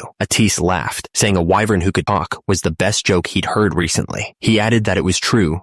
Eric looked right at Ryu Hanbin, his face full of regret. He apologized. his voice barely a whisper. Artist spoke, his voice sharp with urgency. He ordered Eric to take his hand off his wand immediately. Eric's eyes narrowed, his expression grave. He warned that this place was way more dangerous than they thought. Before anyone could react, a monster lunged out of the forest. Eric and Artist moved instantly, attacking the beast. The monster dropped to the ground, twitching. Eric stared at the dead creature, completely shocked. He asked what Artist had done. Artist explained that he had shot a magic chunk that burned the monster's lungs, ensuring it would suffocate to death soon enough. He then asked Eric why he had done it in such a way, suggesting that the monster's cries could alert its group and bring an attack down on them. Eric was surprised by Artist's quick thinking. Artist remarked that Eric was on a different level compared to the magician of Buckman's party. He had thought Eric was just a young master who researched at home, and that it would be good if he joined his party. But he didn't think now was the right time to say something like that. Eric asked if Artist could cut open the monster's stomach while he kept watch. He admitted he thought rich people weren't interested in demon stones, finding the whole situation really strange. Artist explained that normally, people don't have to kill monsters in this forest, since they don't approach humans much. But today, many monsters had come close to them. Eric realized it was because he had burned all of them. Looking closely at the monster, Eric realized it was a kobold, level 21. He was shocked as he realized it was a dungeon monster. Atis looked absolutely serious as he stared at Eric. He told Eric that the demon stone wasn't the problem, and that he needed to open the kobold's stomach. High above, 2 kobolds stood guard in a rickety watchtower, their eyes scanning the surroundings. They seemed to be watching for any sign of trouble. Below, in the dark village, more of the monsters lurked. Eric figured that the finger they had found inside the monster probably belonged to one of the villagers from this place. The situation was getting worse. The wild monsters had started eating the abandoned corpses and were now hunting humans as prey. Eric wondered if there was a new dungeon nearby. Atis explained that whenever a dungeon was formed, the land changed, and Onfrost would know about it. So, why were the dungeon monsters here? Something wasn't adding up. Eric told Artist that they had checked it for now, so they should go back and report to the guild. But then, Atis suddenly stopped, staring through the telescope. He realized there was something happening in the village. There, tied to a wooden frame, hung a person. It looked like they were being held prisoner. Atise shouted that he had to go save him, and started running. Eric grabbed Atise, trying to hold him back. Eric told Atise to think about it calmly. The captive might already be dead. From the darkness came the sound of whimpering and barking. The monsters were close. From the darkness came whimpering barks. The monsters were attacking something, trying to tear it apart. Suddenly, the tower exploded in a burst of fire. Whoever was tied up there, they might be dead. But Atise stared at the burning tower. He realized that it might still be possible the person was alive. Eric asked him what that was. Atise said it was a device that shot demon stones using magic. Atise shouted that he would take care of them, so Eric should hide there. He called out to Artis as he ran. Eric watched Atise run towards the tower. He couldn't believe what that guy was doing. Hanging from the rafters was a dead human, level 27. There was no doubt about it. He was already gone. The whole village was burning. Flames licked at the sky, consuming everything. Explosions ripped through the village. Monsters swarming everywhere. The attack was still going on. Atise was casting a spell, his face grim. He realized that the village had been under kobold control for more than half a year. Atise fought the monsters, but he knew what it meant. He figured that they were the only survivors left. Atise looked up at the burning building, his eyes wide. Were they hiding in the buildings? He asked, clearly surprised by the kobold's tactics. From the window, a kobold grinned, holding a crude bomb. I heard that they are intelligent, but the kobold thought, I didn't know that they would hide and use throwing weapons. The kobold unleashed a blast of fire, the flames licking at the air. The heat was intense, threatening to consume everything around it. Atise reacted instantly, raising his hand to cast a counterspell. He wasn't about to let the kobolds have their way. Atise focused, his eyes narrowed. Facing a flame magician while hiding inside a building, he thought, realizing the danger of fighting fire with fire in such a confined space. The flames roared around Atise,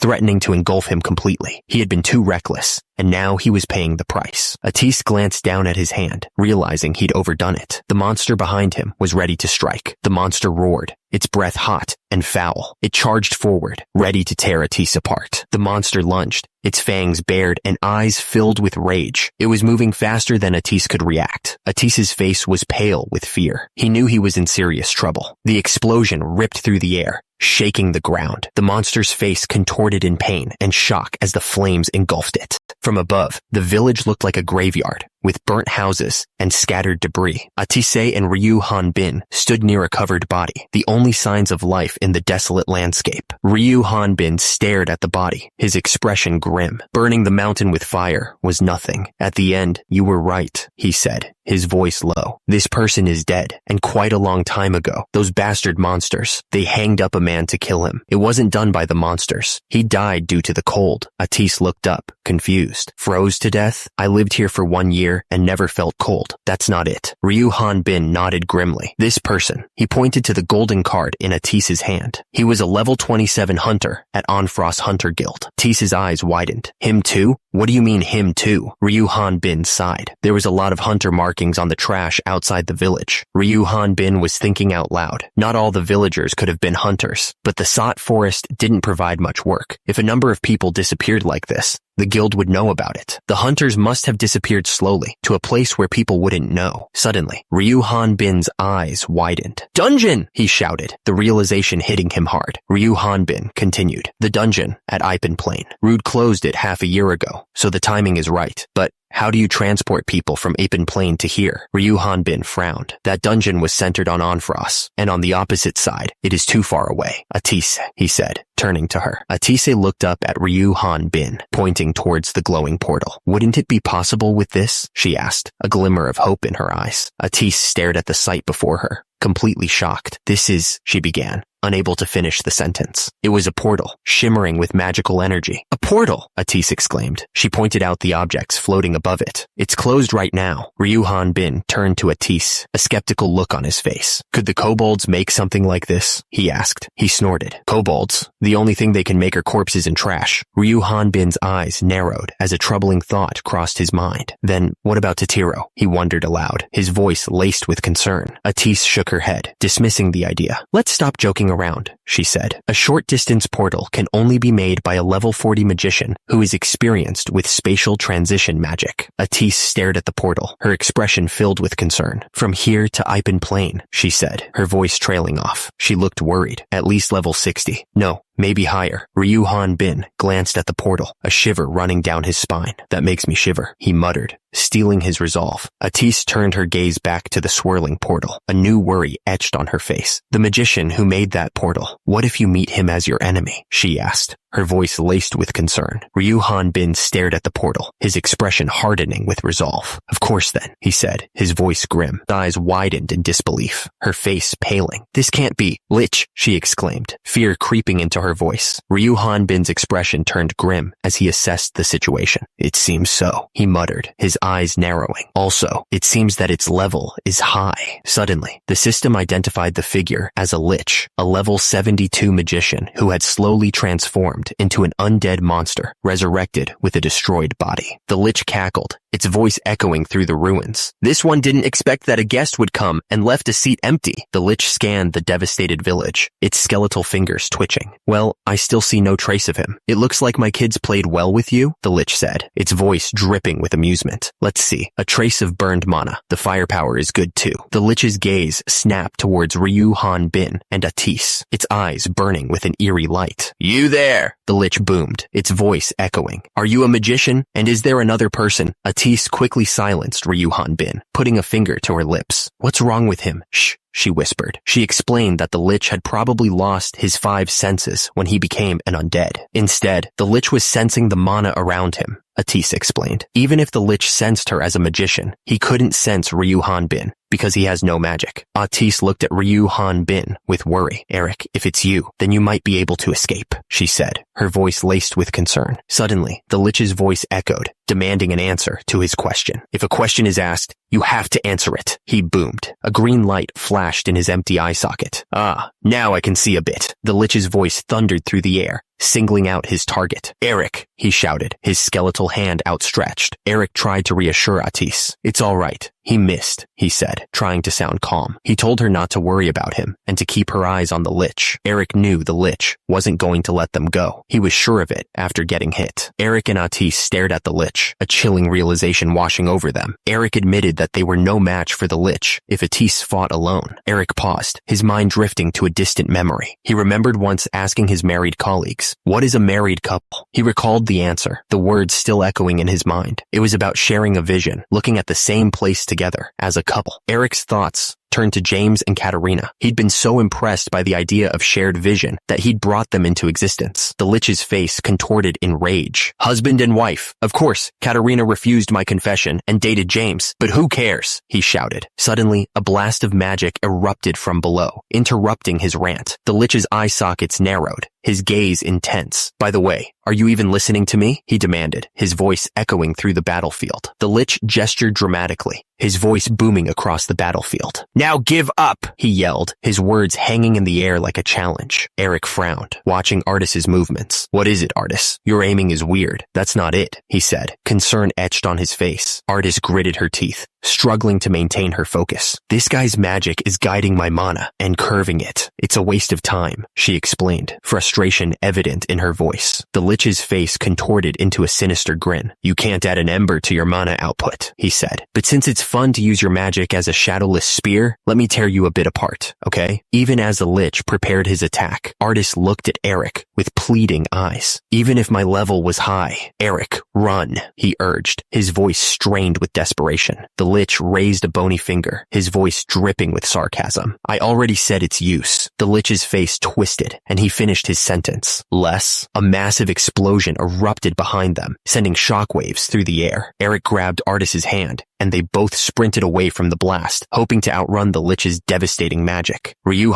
Bin looked up, his brow furrowed in thought. Why was it effective this time? He wondered out loud. Atis's eyes narrowed with determination as he explained the plan. "Since there's no use in a physical attack against a Lich, of course," he said. He didn't think about blocking the Demon Stone, which isn't mana. In addition, he won't be able to move if the remaining mana explodes. Atis continued, glancing towards the dark forest ahead. "It's going to be difficult for him to trace us once we go into the forest, due to its surrounding mana," he explained. Ryu Hanbin's eyes widened, a strange sensation washing over him. "This feeling, fear," he muttered, trying to understand it. "That's not it. Something that is more than likely to be captured by hand. Something that's more certain." Without a word, Ryu Bin grabbed Atis's hand, his grip firm and urgent. Atis looked back, startled by the sudden movement, but didn't resist as Ryu Bin pulled him along. They had entered a place called the Crevasse Dome. It was a massive structure made of ice that towered over them. The dome stretched upwards, dwarfing them in its shadow. They were completely alone in this frozen wilderness. A strange orb pulsed with an eerie light. It floated in the air, casting an unnatural glow all around. Atis looked around, his breath clouding in the frigid air. "It snows in a prison made out of ice?" he said. "Eric, although I survived thanks to you, there's no time to be amazed. We will freeze to death, like the hunter we saw before." Atis's eyes widened in alarm, his face pale with fear. "The mana in the atmosphere froze?" he asked, his voice trembling. Eric looked at Artis, his voice laced with worry. "Hey Artis, is it still not ready? The spell doesn't work because the temperature of the mana dropped." "What are you saying?" The Lich suddenly appeared between them, casually explaining the basics of magic. "The fire magic that ignites mana and the ice magic that freezes mana are the opposite." The Lich grinned, his skeletal face somehow managing to look smug. "The enemy's attack seems to be fire magic, so I froze it. So this is the end of the theory lesson." The Lich cackled, his eyes gleaming with excitement. "Next up, experiment time."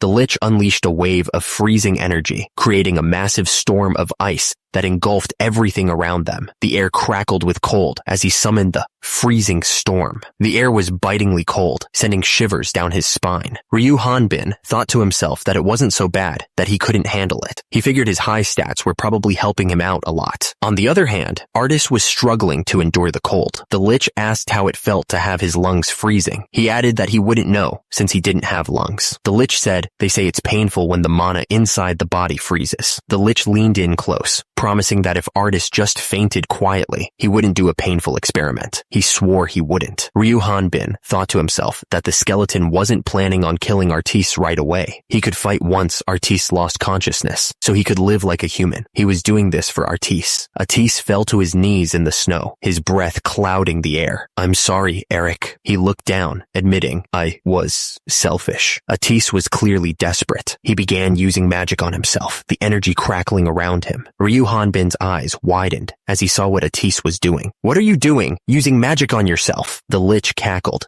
clearly pleased. "Kya, ha ha ha ha. I like it very much." In order to stop the body temperature from dropping, Atis was burning his own magic inside his body, and it looked incredibly painful. He's lost his mind, he thought, wondering how long Atis could even endure that kind of torture. Atis looked at Eric, his expression serious. "Artis, you, Eric, since it's the last chance, listen well." Atis continued, his voice strained. "Whatever happens from now on, if a hole in the wall forms, run away." Eric looked absolutely furious. "What nonsense are you talking about? What do you want to do by yourself?" he demanded, his voice rising. "Promise me." Eric's expression hardened. His eyes narrowed with determination. He wasn't going to let Atis do this alone. Atis looked back, his expression determined. "I promise." "Thank you, Eric," he said, his voice filled with a mix of relief and resolve. The lich's skull-like face appeared, his empty eye sockets glowing with eerie light. "So then, what funny magic will you show me this time?" he asked, his voice a chilling echo. Atis raised his hand, the air around him shimmering with heat. "Guess for yourself," he replied, his eyes narrowed in defiance. Atis faced the lich, the tension between them thick enough to cut with a knife. The cold air crackled with magical energy as they prepared to fight. Suddenly, a massive explosion tore through the area, the ground shaking with incredible force. The air filled with fire and debris. The sheer power of the blast was terrifying. The explosion ripped through the ice wall, sending Atise flying backwards. He was thrown through the air, completely helpless against the force. Turns out, the explosion was caused by the serial explosion of the demon stones from the magic wand. By making a hole in the ice wall, the concentration dropped, eventually leading to a suicidal explosion. The lich's skull face appeared again. Or a smokescreen? He wondered. It's no fun if it's evident. He activated his mana detection. The lich frowned. Since the demon stone turned into powder, the noise is excessive, he thought. Based on the large mana left inside, it's still burning. The lich scanned the area, and there's no trace from the magician, he muttered, clearly annoyed. There's nothing working out. The lich's skull face twisted in what might have been surprise. He realized the dungeon had disappeared too. What a pain, he thought. The lich floated back, looking down at the monster below him. He wondered if he should mess with that level 5 guy from earlier. It might be fun, he thought. It was only now that Eric realized why he'd felt that strange presence in the forest that time. The memory suddenly clicked into place. He remembered following the presence, and then it hit him. That's why Artis had been there. The pieces of the puzzle were finally coming together. Eric stared up, his eyes wide with disbelief. He was starting to understand what Artis really was. Artis was a dragon, a real fire-breathing dragon, standing right in front of him. Artis looked at Eric, his expression serious. He said that he couldn't give him a full explanation right now, but he asked Eric to trust him for the time being. Eric looked down at Artis, his mind racing. No way. This is... The lich stared in amazement. A dragon. The lich continued, practically drooling. Not only that, but a baby dragon that's only 100 years old. That's why it used so many flame magics. Artis scoffed. His red eyes narrowed. Red dragons can spew flames from the day they are born. Stop acting so smart with mere rumors you've just heard. The lich shrugged. Well, it's true that I don't know much, but now's as good a time, no? Artis stood his ground, the water swirling violently around him. He faced the lich, ready to fight. The lich cackled, floating in the air. He was excited, practically drooling at the thought of killing a dragon to gain a ton of experience. The lich's eyes glowed with dark intent. He thought about how he could interpret Artis' abilities and create them for himself. Suddenly, a massive explosion erupted in the water. The force of it shook the entire area. The lich was sent flying backwards, caught in the blast. He realized that no matter how young, a dragon was still a dragon. The lich floated upside down, his eyes narrowed. He realized that Artis possessed a power far beyond that of a normal human. He wondered if it was too much for him to handle, and freezing him to death might not be possible. Flames erupted around Artis, the heat intense. He wouldn't allow the lich to do any more damage. Eric watched, feeling the intense heat that was hot enough to turn the lich's ice into water. Despite that, Artis' level was still just. The system displayed Artis' stats. Species, dragon, fire dragon, level 52. Artis looked down at Eric, his expression determined. He told Eric to hold on for just a little longer. Artis raced forward, a trail of fire blazing behind him. He was pushing his magic to its absolute limit, hoping to break through the lich's defenses and get Eric out of there. The lich prepared his own counterattack, gathering a highly compressed mana of heat. But then he quickly changed his tune, realizing it was a feint. The lich smirked, kicking out his leg. He declared that no one would get hit from such an honest attack. The Lich continued, explaining that Artis had forgotten that the place was already full of his cold mana. He figured that even with Artis's best effort, it wouldn't go far, and he'd run out of stamina and die before piercing through the wall. Artis paused, his expression shifting to concern. He asked Eric if he was all right, telling him not to worry about him. Artis declared that now that the Lich knew he was a dragon, the Lich would have to try. He told Eric to focus on the Lich and that he would be fine. But before he could finish, a blast of cold magic struck him. He realized that the Lich was targeting him now, but he would try to endure it. Eric yelled out Artis's name, his hand outstretched, trying to reach him. Eric was furious and asked what Artis was thinking, reminding him that he was only level 5. Artis responded with a what and a because before telling him to focus on the Lich. Eric flew through the air, completely speechless from the force of the blow. The Lich said he was speechless and that Artis could have easily blocked the shot, but got hit for that human. He said who would have thought a dragon would protect a mere human? Artis, now in his dragon form, yelled for Eric to stay back. He asked if Eric had been brainwashed, trying to keep him out of harm's way. Artis's face was set with determination. Even in his dragon form, which hadn't reached level 70, he was resolved to fight. Even as he fell, Artis was thinking of Eric. He just hoped Eric was safe. The Lich cackled,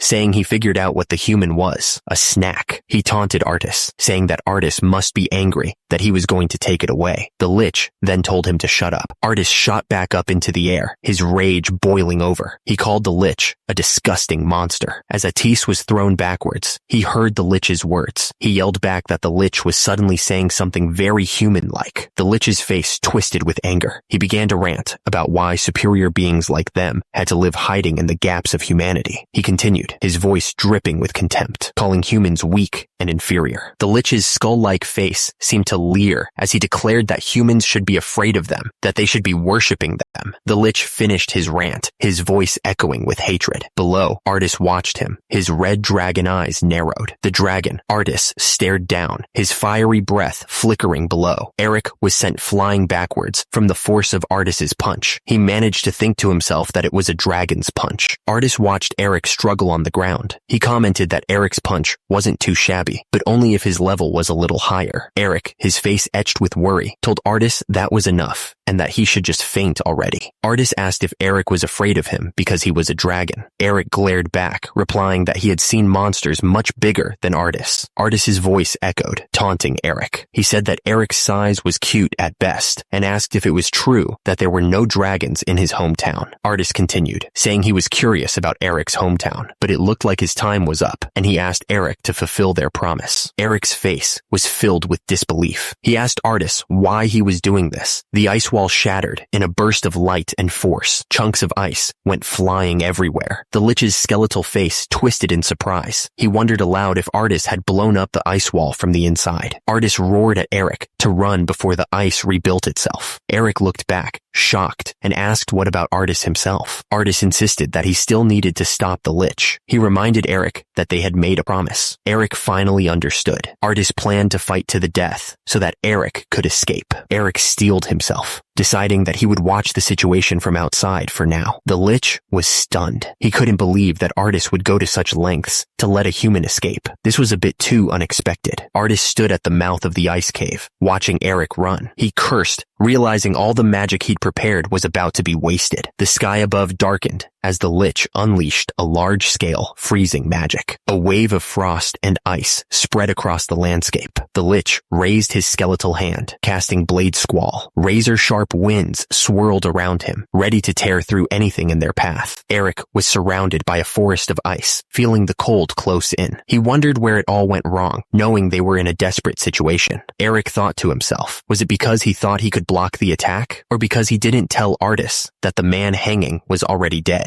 The Lich's skull seemed to mock him as he thought about his failures. Was it because he didn't step up, even knowing the Lich's power? The ice continued to fall, a deadly rain of frozen shards. Or was it simply because he wanted to live an ordinary life? The ice dome still loomed over the forest, a testament to the Lich's power. Below, the dragon-like creature lay defeated, its sharp spikes stained with blood. Eric stared into the distance, his face etched with longing. He thought to himself, I want to live like a human. The dragon-like creature Artis, lay on the ground, his armor glinting in the dim light. He whispered, "That's what I only wanted." Eric looked down at Artis, his heart heavy with sorrow. The ground was littered with shards of ice, a cold reminder of their desperate fight. The Lich floated in the air, his skeletal face showing a hint of surprise. "I am shocked," he muttered, clearly not expecting this outcome. The Lich's skeletal face twisted in fury. "It's not funny anymore," he hissed, his voice echoing through the icy cavern. "You are only a monster."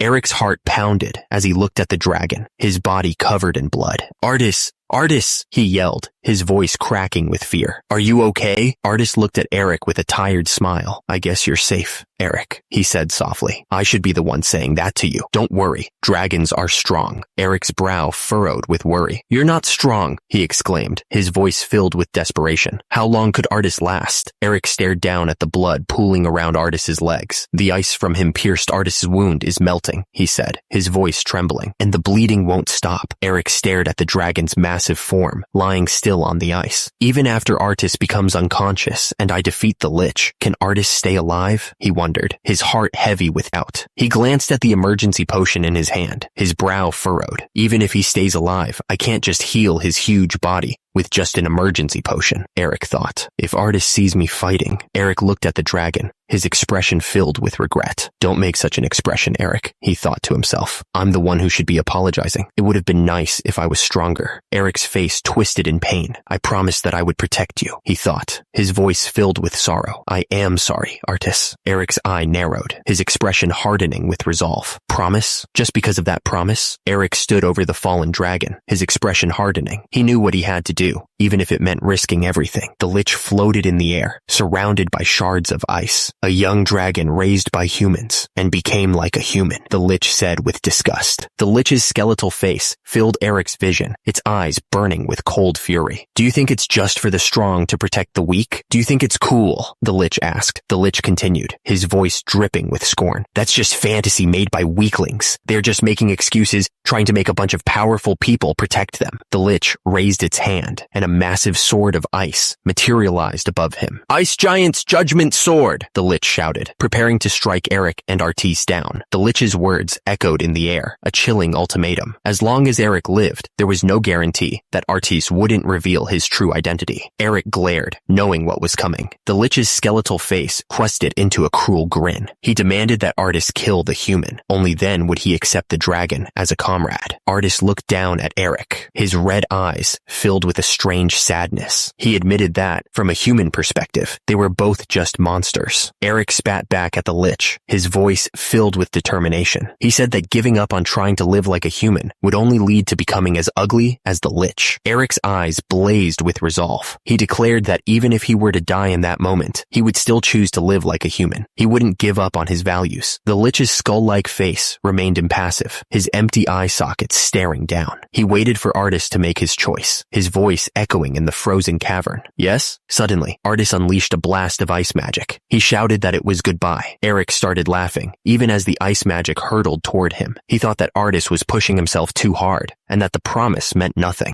Artis's face was grim. He thought that it wasn't easy to live like a human, and the same went for that promise. Suddenly, Artis noticed Eric running towards the attack. He reacted in shock. Artis, still in his dragon form, watched as Eric ran toward the Lich. He shouted at Eric, demanding to know what he was doing. Eric looked back, a strange smile on his face. He thought to himself that he, too, wanted to live like a human. Suddenly, Eric jumped high into the air, soaring towards the Lich. Artis stared in disbelief, shocked that Eric flew. Artis watched Eric fly through the air. He couldn't believe that Eric could jump that high, but knew that it was the same as getting killed first. Artis was furious. He yelled that Eric was only level 5, wondering what he could possibly do against the Lich. Eric moved in for the attack, performing a horizontal slash. He was determined to do whatever it took to win. The Lich was caught completely off guard by the sudden assault. He could only utter a shocked, "What?" The ice shattered into a million pieces, the force of the attack sending shards flying everywhere. The sound of the breaking ice echoed through the cave. A massive dome of ice quickly formed, creating a barrier against any further attacks. The air grew colder as the magic took hold. Suddenly, the ice dome exploded outward, sending chunks of ice flying in all directions. The force of the blast shook the ground. The last shard of ice fell to the ground. The remnants of the Lich's ice magic were now just scattered fragments. Eric could only gasp, completely stunned. He couldn't believe what he just witnessed. Ryu Han Bin looked at the dragon, puzzled. The ice only shattered when we blew it up from the inside. He scratched his head.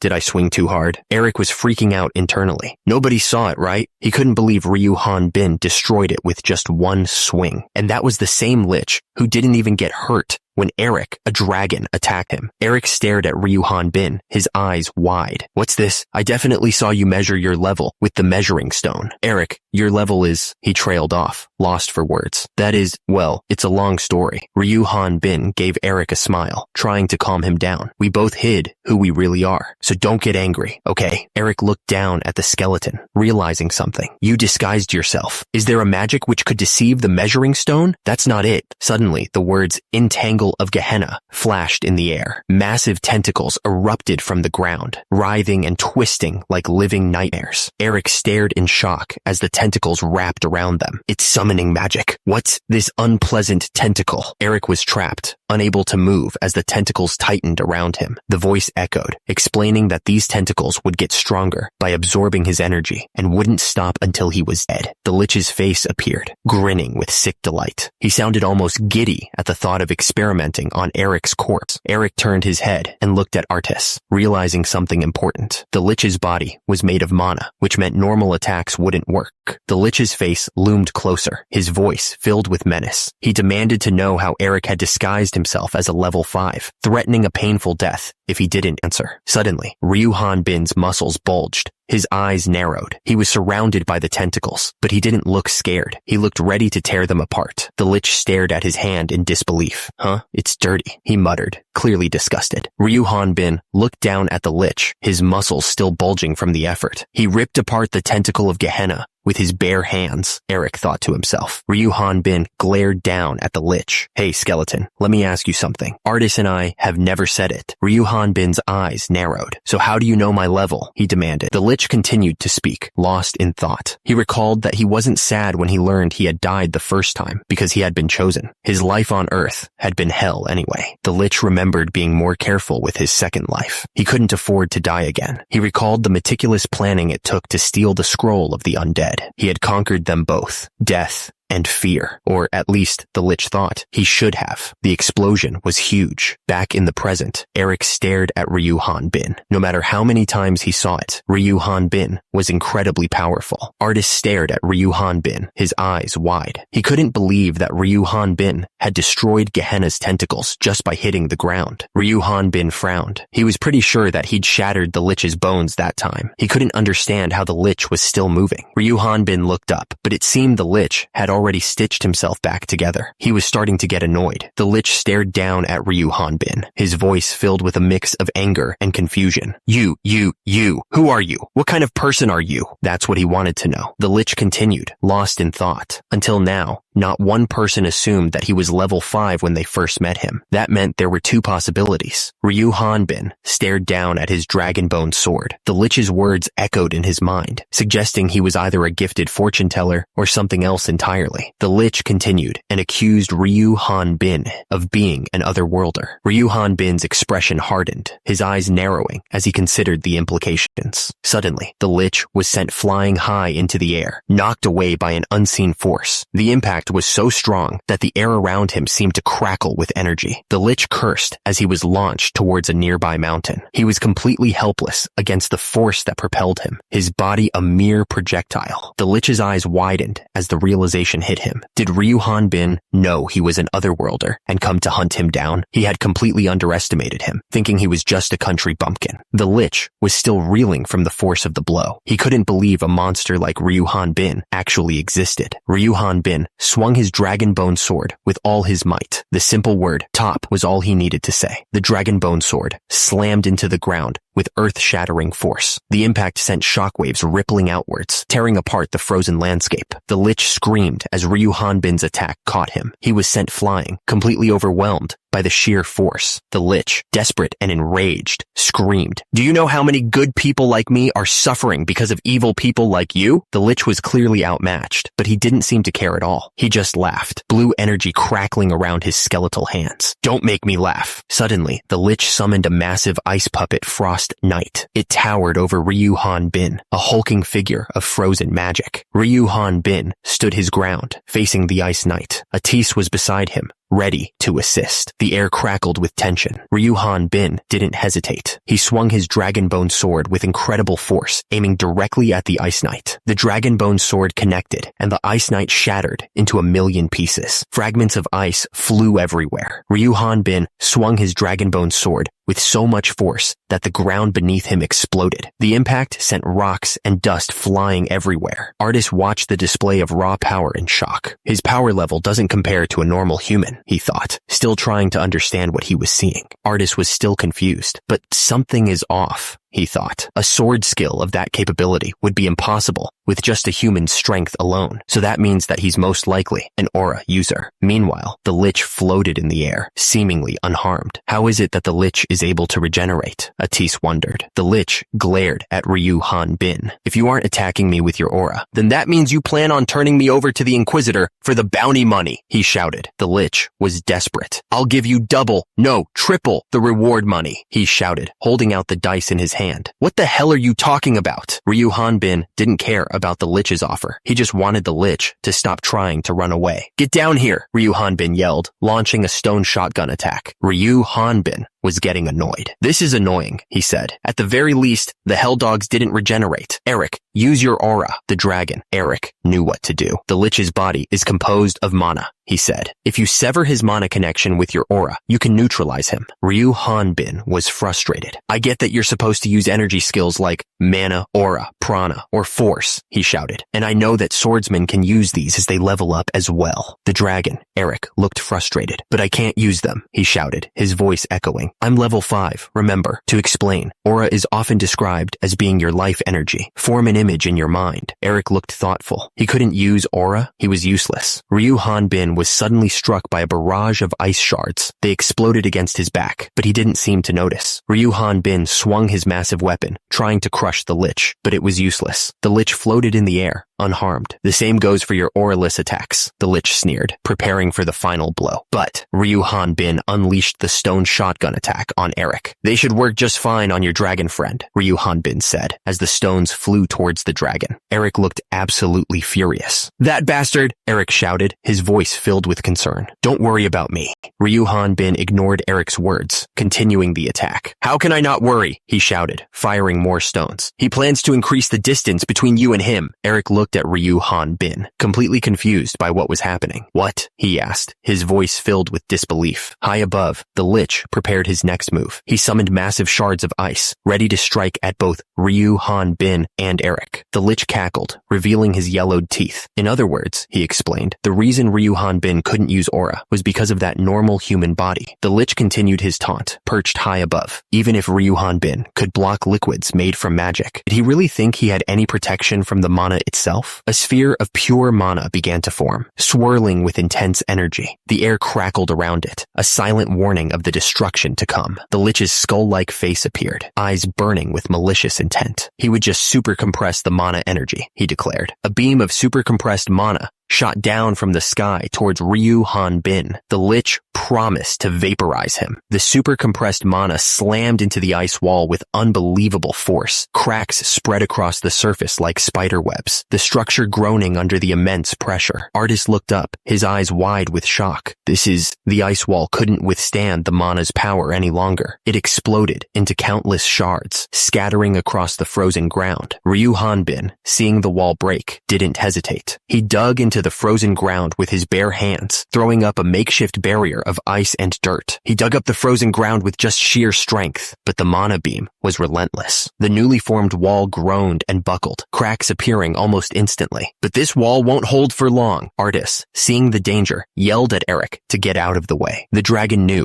that without aura, there was no way to kill the Lich. Ryu Han Bin stared down, his massive sword resting on his shoulder. He was about to do something crazy. Atis Atis studied the Lich's skull closely. The Lich looked a lot dirtier than when they'd first seen him. Ryu Hanbin started walking forward, his face set with purpose. He said he was going to take a closer look at the Lich. He took another step, his heavy boots crunching on the shattered ice. The air crackled with anticipation. The Lich's face contorted in disbelief. "What are you talking about?" he demanded. A blinding beam of energy shot towards the ground, tearing through the ice and anything else in its path. The air crackled with an almost unbearable intensity. The Lich's skull turned towards the light, his single eye widening in alarm. Below him, the energy continued to build, a destructive force ready to be unleashed. The compressed energy erupted, a blinding flash of light and power. Ryu Hanbin stood at the center of it all, channeling his strength into the attack. The energy slammed into the Lich with incredible force, engulfing him in a blinding light. The raw power of the attack threatened to vaporize everything in its path. Ryu Hanbin raised his massive weapon high above his head, ready to strike. Below, the Lich's body began to crack and shatter, the compressed energy ripping him apart from the inside. The Lich's skull was a horrifying sight, the bone paper thin and riddled with cracks. The single eye seemed to bulge with a mix of fear and anger.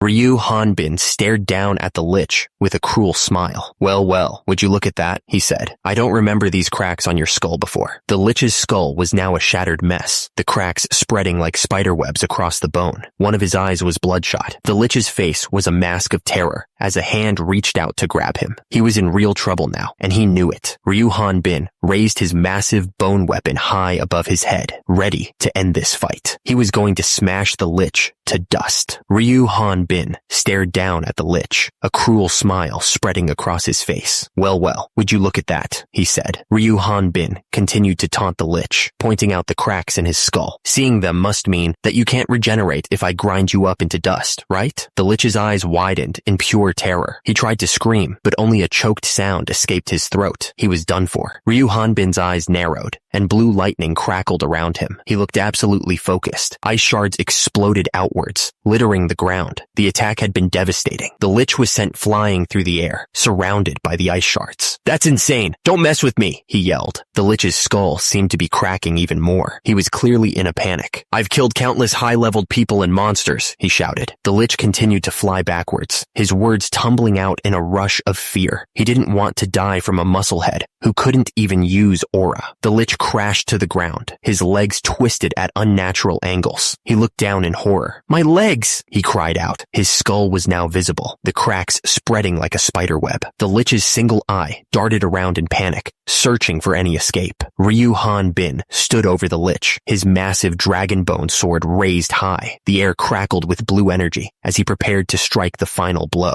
Ryu Hanbin's eyes glowed a menacing red, his face set in a grim smile. He gripped the bone sword tighter, ready to end this fight once and for all. The Lich raised a skeletal hand in a futile attempt to defend himself. "No!" he screamed, his voice filled with pure terror. Ryu Hanbin suddenly turned his own sword against himself, driving the massive blade deep into his chest. The impact sent a shockwave of pain through his body. The Lich's skull-like face contorted in horror as he screamed, begging for it to stop. He couldn't believe what he was seeing. The logo of Leviathan appeared. The title card flashed, announcing the survival story of a sword king in a fantasy world. The landscape shifted, showing a rocky terrain under a pink and purple sky. In the distance, a lone figure stood silhouetted against the horizon. Atis was suddenly engulfed in a blinding white light. Energy surged around him, crackling like lightning. Ryu Hanbin shielded his eyes, holding a vial in his other hand. He looked a little surprised by the sudden burst of light. Atis lay on the ground, panting. He grunted in pain. Atis sighed. He figured he'd be fine with this much healing. He then complained about how he was always exposed when he transformed. He also wished he had clothes that didn't shred into pieces every time. Anyway, Atis asked what was going on with the Lich. Atis looked exhausted, but relieved. He said he had managed to stop the Lich for now. The Lich's body lay in pieces on the ground. He tried to move, but his limbs were completely destroyed. All he could manage was a weak, painful moan. The Lich screamed in fury. He was clearly in a lot of pain. The Lich hissed, that since his bones were made of mana, he shouldn't be able to use magic. He swore he would get revenge for this. Stopping his movements was the best Atus could do, he realized. Atis turned to Ryu Hanbin and said that the lich was still alive. His main body frame was a lot sturdier than he expected, he admitted. Ryu Hanbin started to say something, but he paused, looking like he was struggling to find the right words. Atis cut him off, saying he understood. He told Ryu Hanbin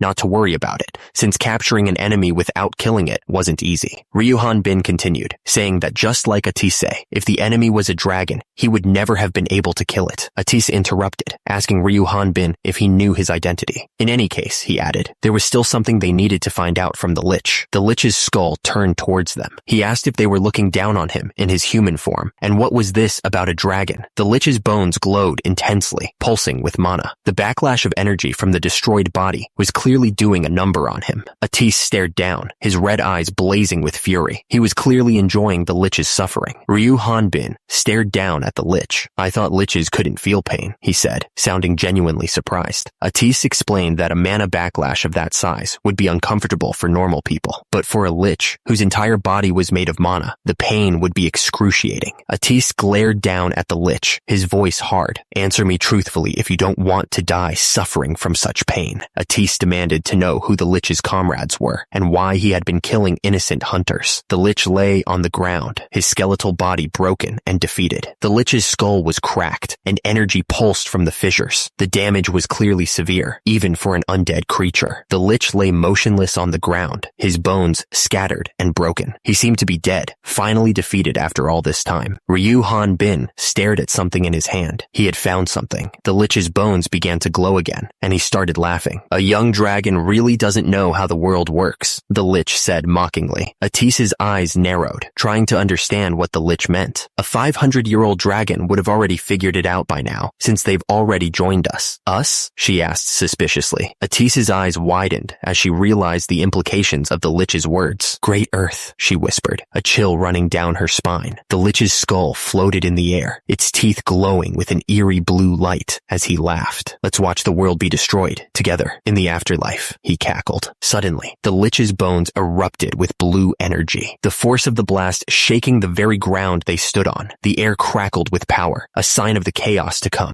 Ryu Hanbin looked up, his face etched with shock as the wave of energy washed over him. The air shimmered with heat, and he knew that whatever was about to happen, it wouldn't be good. Atis's eyes shot wide open, her face frozen in a mask of pure shock. She looked absolutely terrified, realizing the gravity of the situation. A massive explosion of blue energy erupted from the lich, shaking the ground and sending tremors through the air. The force of the blast was almost unbearable, like standing next to a miniature sun. Meanwhile, far away from the chaos, a wyvern was packing its things. Okay, I have 2 comfy blankets, it said cheerfully. The wyvern continued, a brush, a nail file. Did I forget anything else? It seemed to be taking this trip very seriously. The wyvern puffed out its chest, looking quite proud of itself. It was really hard deciding what important items I needed. Well, with this, I've finished packing and am ready to move, it declared. The wyvern pulled its massive luggage, already missing its home. It said sadly, bye, my old home. The wyvern's face twisted with worry. It wondered if it had to leave some of its precious belongings behind. Clinging to its bag, the wyvern whined, not wanting to leave anything behind. It had spent so long collecting all of this stuff. Tears welled up in the wyvern's eyes, but it tried to stay strong. It mumbled that strange things had been happening around here for the last couple of days. The wyvern explained that a forest fire appeared out of nowhere, causing the embers to burn up its garden. It looked absolutely shocked. The wyvern looked up, scared. It explained that it had turned off its lights to go to sleep when a huge chunk of ice crashed down from the sky. The wyvern, wrapped in a blanket, shivered. It went on to say that there had been such a great earthquake that it felt like the whole continent would split apart. The wyvern looked at itself in the mirror, clearly upset. Because of the earthquake and ice, it couldn't sleep, and its scales had become so haggard. The wyvern's eyes widened in fear. It wondered how things like that could suddenly happen. Then, it realized it must be the the goddess's punishment because it helped that meathead otherworlder, Ryu Han Bin. The wyvern tried to defend itself, insisting that it was only a cute and smart wyvern. The wyvern's head snapped to the side as it heard something. It looked absolutely shocked. The wyvern glanced around nervously, trying to figure out what it had just heard. What was that? It wondered aloud. The wyvern's eyes darted down to Ryu Han Bin. It thought to itself that it should hurry up and leave. It had a bad feeling about this, but then it realized that Ryu Han Bin must have heard it talking. The wyvern's eyes widened in panic, realizing it had been caught red-handed. When did he get here? It thought, its voice laced with anxiety. He caught me talking to myself. Ryu Han Bin raised his hands in a gesture of peace, trying to reassure the wyvern. Whoa, don't be scared, he said with a smile. I was just looking for a friend, and I heard voices on the way, which is why I dropped by. The wyvern stammered, trying to deny the obvious. A friend? No one lives around here, though? I know, which is why I'm having a hard time looking for him. The wyvern's eyes darted around nervously as it continued to speak. I haven't seen another human in over a year, so I don't think I can be of much help to you. Ryu Han Bin kept walking forward, not buying the wyvern's act for a second. No, you could have seen him. Ryu Han Bin got closer, a strange look on his face. That friend is a skeleton, you see. The skeleton grinned, revealing rows of teeth that glowed with an eerie blue light. Each tooth looked like it was made of pure magic, pulsing with power. A closer look showed the teeth were formed of crystalline structures, each one humming with energy. The skeleton was more than just bones. He was a walking magical weapon. Atise stared in horror, her eyes wide with terror. His teeth were magic stones, she realized. Surely he can't be thinking of self-destructing after all this. She grabbed onto the skeleton's leg, trying to stop him, but it was no use. I won't be able to stop it even with my mana, she screamed, feeling helpless. Atise looked up at the skeleton, her face pale with fear. What's this scumbag doing? She yelled. Run! Atise's eyes darted around wildly as she fought to control the situation. It'll explode. My mana is insufficient, she gasped, her voice strained with effort.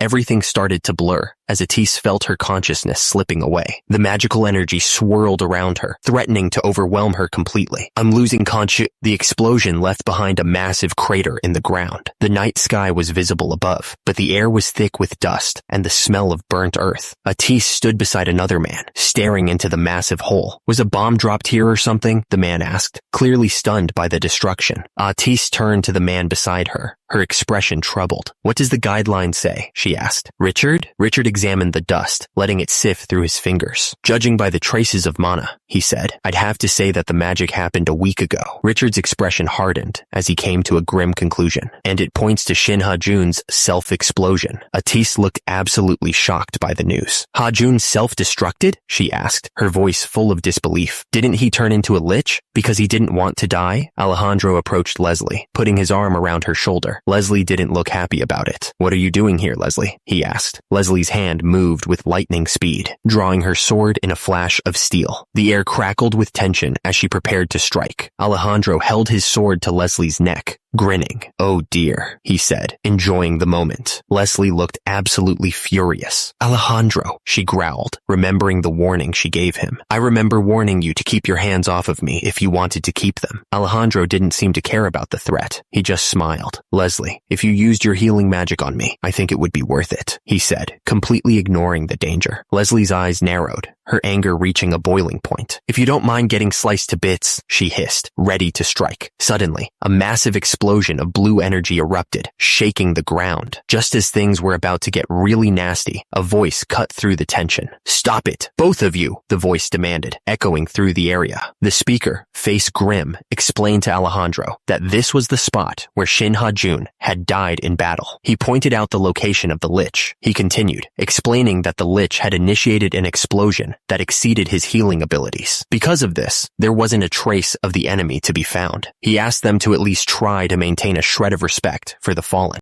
Alejandro, always quick with a comment, pointed out how weird it was that the lich had self-destructed there. The speaker snapped back that they had already concluded that, and that an opponent that could bring a level 72 lich to self-destruct wasn't something to take lightly. The speaker continued. He was talking about why the lich had exploded at that specific spot. He had noticed something on his way over. From above, the speaker pointed out that he had found a spot about 2 kilometers away. It looked like it was where Shin Ha-jun had fought. He wondered if Shin Ha-jun Ha-jun had been moved away from the battlefield while he was self-destructing. But the thing is, he couldn't sense any other energy besides Shin Ha-jun's. He couldn't believe it. How in the world could someone have done that? Suddenly, Ryu Han-bin kicked something. It was the lich's skull, sent flying across the ground. Atis asked if he had just kicked the lich's skull. Ryu Han-bin replied that he was just going to kick it away for the time being. Ryu Han-bin stared at the blue explosion in disbelief. It had just exploded. He wondered what had caused it. Atis replied that it had to be the lich self-destructing. She didn't think Ryu Han-bin had kicked it hard enough to make it explode. Atis wondered if Ryu Han-bin would get any experience from a level 70 lich destroying itself. Atis continued, explaining that she had brought Ryu Han-bin back to town because he was unconscious. She pointed out that jumping over the town's outer wall was against the law. She wondered how she was supposed to get through the town gate carrying an exposed guy. Atise said that she didn't know where Ryu Han-bin's house was, so she went to Gramps' office in the Builders Association, but she got kicked out. She added that at that point, he was just a criminal. Atus explained that after that, she got chased by the guards and ran into a bunch of smugglers. She had just been busy. She wondered if Ryu Han-bin was more of a spectacle than the lich. Ryu Han-bin was smiling as he held a plate with some food. He said that thanks to Gramps, he had woken up within a day, so it had all turned out well in the end. Atis was holding the plate now, looking at Ryu Han-bin with gratitude. She admitted that she never dreamed that there could be a guy as strong as him, and that she didn't really know how to thank him. Atis shivered as she thought about what would have happened to her if she had been captured by that demon otherworlder. She was lucky to be alive. Atisa gestured with her hands, making sure Ryu Han-bin understood. She said that he was different, of course, but that even in the world she lived in, there were plenty of murderers. Ryu Han-bin looked serious as he listened to Atise.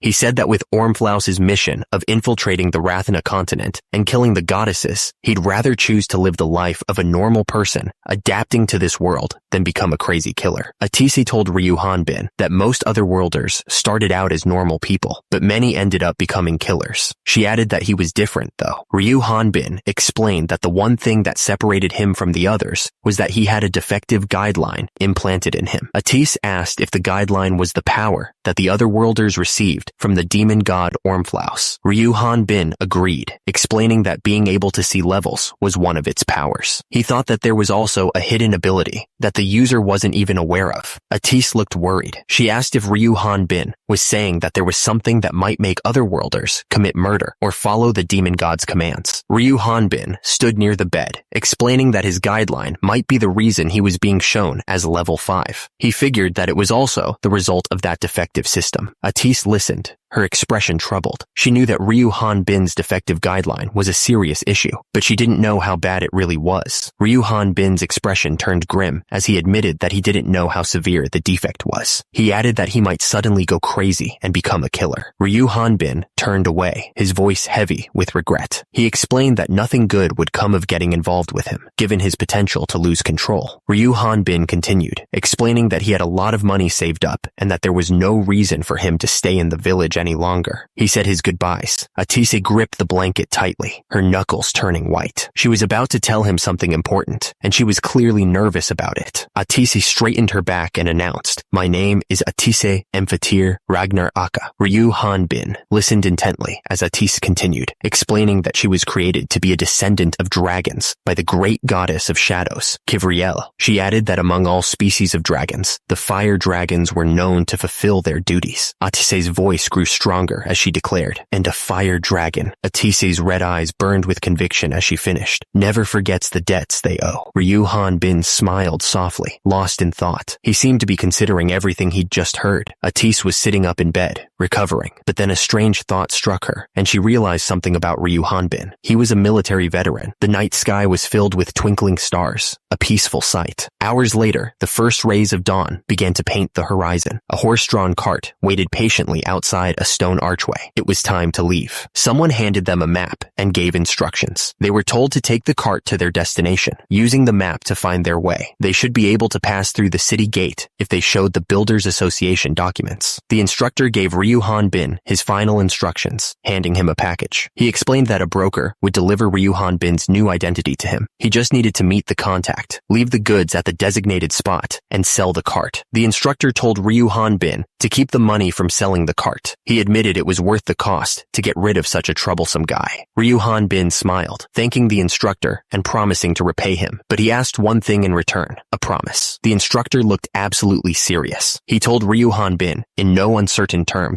to never, ever kill a person. The instructor's gaze intensified. He warned Ryu Hanbin that the moment he took a life, he would become a monster. He told him to never forget that. Ryu Hanbin smiled, his eyes showing a strange mix of hope and sadness. He said he understood. The instructor turned and started walking away, his back to Ryu Hanbin. He promised he'd be back someday. The instructor's feet carried him towards the gate, each step echoing in the silence. He was really leaving. High above, the sky was a swirling canvas of stars and distant galaxies. A silent prayer escaped his lips. "Oh goddesses, please watch over us." The stars twinkled like a million tiny eyes, watching over the world below. The universe was so vast, so unknowable. The night was dark, and the only light came from the stars above. A massive crater scarred the ground, a silent reminder of the battle that had taken place there. Richard stood near the captured wyvern, looking around at the destruction. He wondered if this was the place where Shinha-jun had fought a week ago, but all he could find were traces of his magic, and another of lower grade. The wyvern was clearly not happy about being captured. He thought to himself that of all things, he just had to be captured by Great Earth and wondered why his luck was so bad. Leslie looked at the wyvern with a critical eye. She couldn't believe that a lich would have lost against such weak magic. She wondered what the reaction of the other energy was. Alejandro, standing close to the wyvern, turned to Leslie, looking a little annoyed. He asked if she didn't remember him saying that he had already checked for auras, pranas, and force. The scarred man looked closely at the other members of the group. He asked if they were saying that the lich's bones were broken and shattered through physical force alone. He then demanded to know why he was being asked this. A dark hand dripped with some kind of liquid, maybe blood. The voice explained that there were some living things that could overpower a lich through sheer force. The man in the coat looked down, lost in thought. He explained that the power of a dragon that had lived over 500 years was more than enough to turn a lich's bones into dust. The scarred man's face was grim. He stated that it was dragon's blood, and they should use the blood on the ground to find its location. High above, the sun shone through the trees, but someone was clearly in trouble, wondering what to do now. The cartwheel was completely busted. It was over for him. He couldn't go anywhere with a broken wheel. At this rate, all the products in the cart would be useless. One of the men commented that the boss looked weird. The other man snapped at him to shut up, calling him a chicken. The guy with the angry face told the others they couldn't just wait until he starved. He told them to grow some balls and follow his lead. One of the others sighed. Someone was approaching the cart, calling out. The men approached, noticing the broken cart. One of them offered to help unload, since they were carrying so much stuff. Kalendor grinned, saying they should be honored that Kalendor, the bandit in the dark gorge, was willing to help out. Suddenly, the man who was with the cart crew collapsed to the ground. The others looked at him, surprised. Another man approached the cart, probably wondering what all the commotion was about. The cart crew seemed to be in some kind of trouble. The cart started moving again, disappearing into the forest. Someone muttered to themselves, wondering what was going on. Mr. Merchant admitted that he just couldn't seem to find the right path, no matter how much he looked at the map. And since there wasn't anyone around, he got really worried about being lost in the woods. Mr. Merchant said it was such a relief that Mr. Callan Road appeared when he did, but in his mind, he knew it was supposed to be a trap. He also realized he mispronounced Calendor's name. Calendor asked what Mr. Merchant had said. Then he pretended that Mr. Merchant had called him Callan Road Dong. He even repeated it back to him, acting like that was his real name. Anyway, Mr. Merchant told Calendor to take a look at something. He seemed eager to change the subject after the awkward name mix-up. Calendor looked ahead and commented that it was so much bigger than Onpros. He seemed genuinely surprised by the size of whatever he was looking at. Mr. Merchant pointed out the dungeon city of Hayton. He explained that the huge gorge was the most famous and largest dungeon in the north, the Crater Valley Dungeon. Mr. Merchant wondered if it was safe to build a city right in the middle of the gorge. He then added that the entrance was at the bottom, so it was rare for monsters to climb to the top. Calendor thought that it was true, that staying closer to the dungeon was more convenient as a hunter, but he knew that climbing down that gorge to secretly enter the dungeon wouldn't be easy for him. He realized they had arrived. Mr. Merchant commented that there seemed to be a traffic jam. He figured that passing through would be more difficult since the city was so large. Kalindor mentioned that he had papers, but then he paused, confused. He watched as Mr. Merchant suddenly took off running.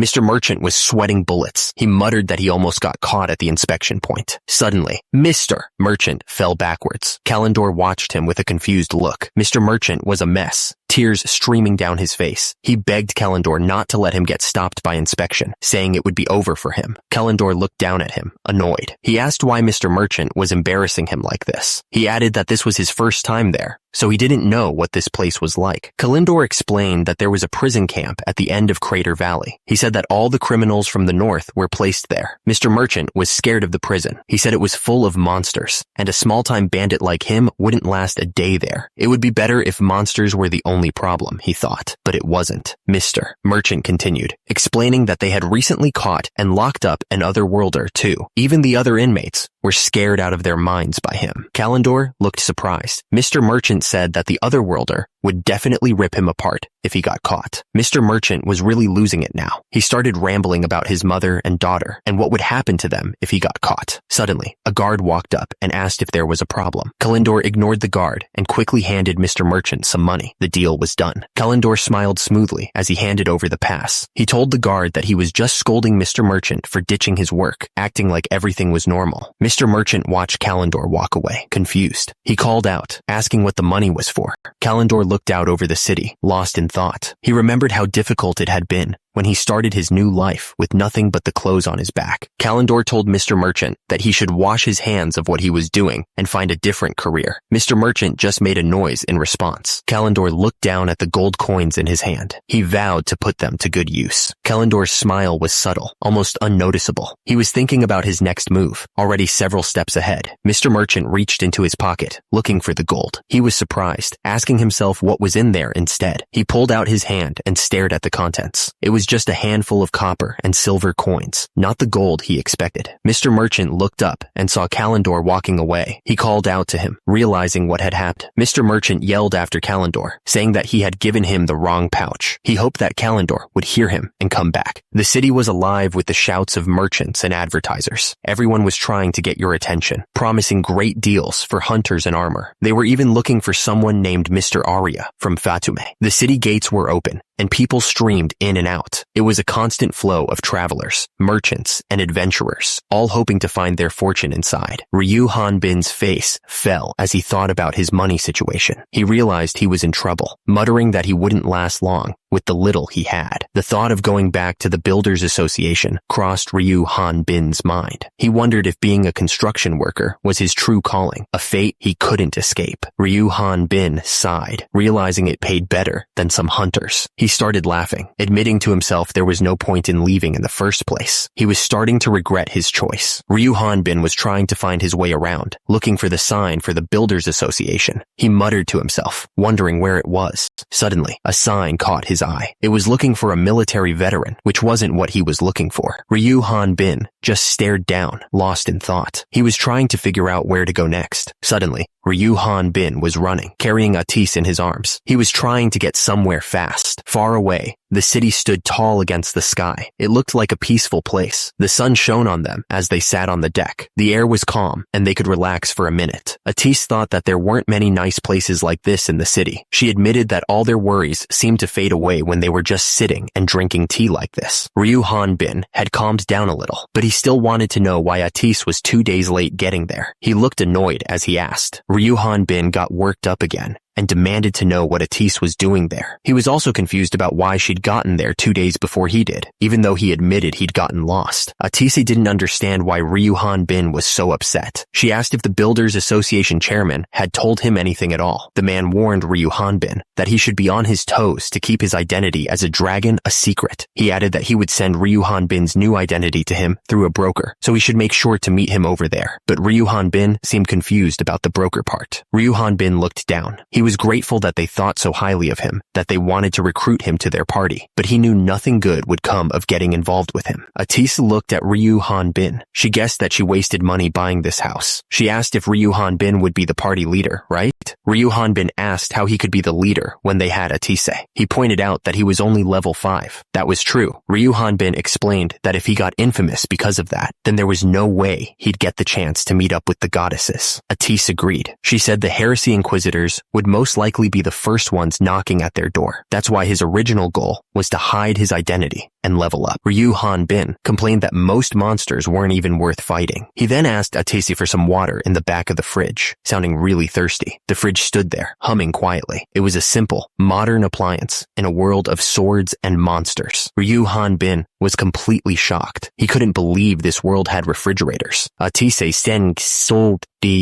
standing next to him, wondered if other worlders always looked down on this world. Ryu Han-bin was practically jumping for joy. He had given up hope after being stuck in Rock Mountain. He wondered if this meant he could have as much cold water and ice as he wanted. Ryu Han-bin rushed over to the fridge, his hand already reaching for the handle. He was eager to taste that cold water after so long. The system suddenly flashed a message in front of Ryu Han-bin. He was too weak to use the fridge. The notification demanded a level of 10 to open it. Ryu Han-bin looked absolutely furious, yelling about the level requirement to open the fridge. Atise flinched, surprised by his outburst. He couldn't believe there was a level requirement just to open a fridge. Atise looked confused, wondering why Ryu Han-bin was so surprised. She asked him why he was so shocked, since it was obvious that a magical tool would have requirements. Ryu Han-bin grew even more frustrated, realizing that magical tools and artifacts were the foundations for dungeons created by Ormflaus, the demon god. He struggled to understand the logic of this world. Ryu Han-bin looked at Atise, hoping for some understanding, but Atise just shrugged, not seeing what the big deal was. Atise looked up at Ryu Han-bin, a spark of mischief in her eyes. She said she had just thought of a way for him to become infamous, even with his low level. Ryu Han-bin looked confused. He asked Atise about magical tools, since she had said there was no such thing as a magical tool that would lie about his level. Atise replied that it was something much simpler than that. Atise stared directly at Ryu Han-bin, her red eyes intense. She told him to take off the Han-bin.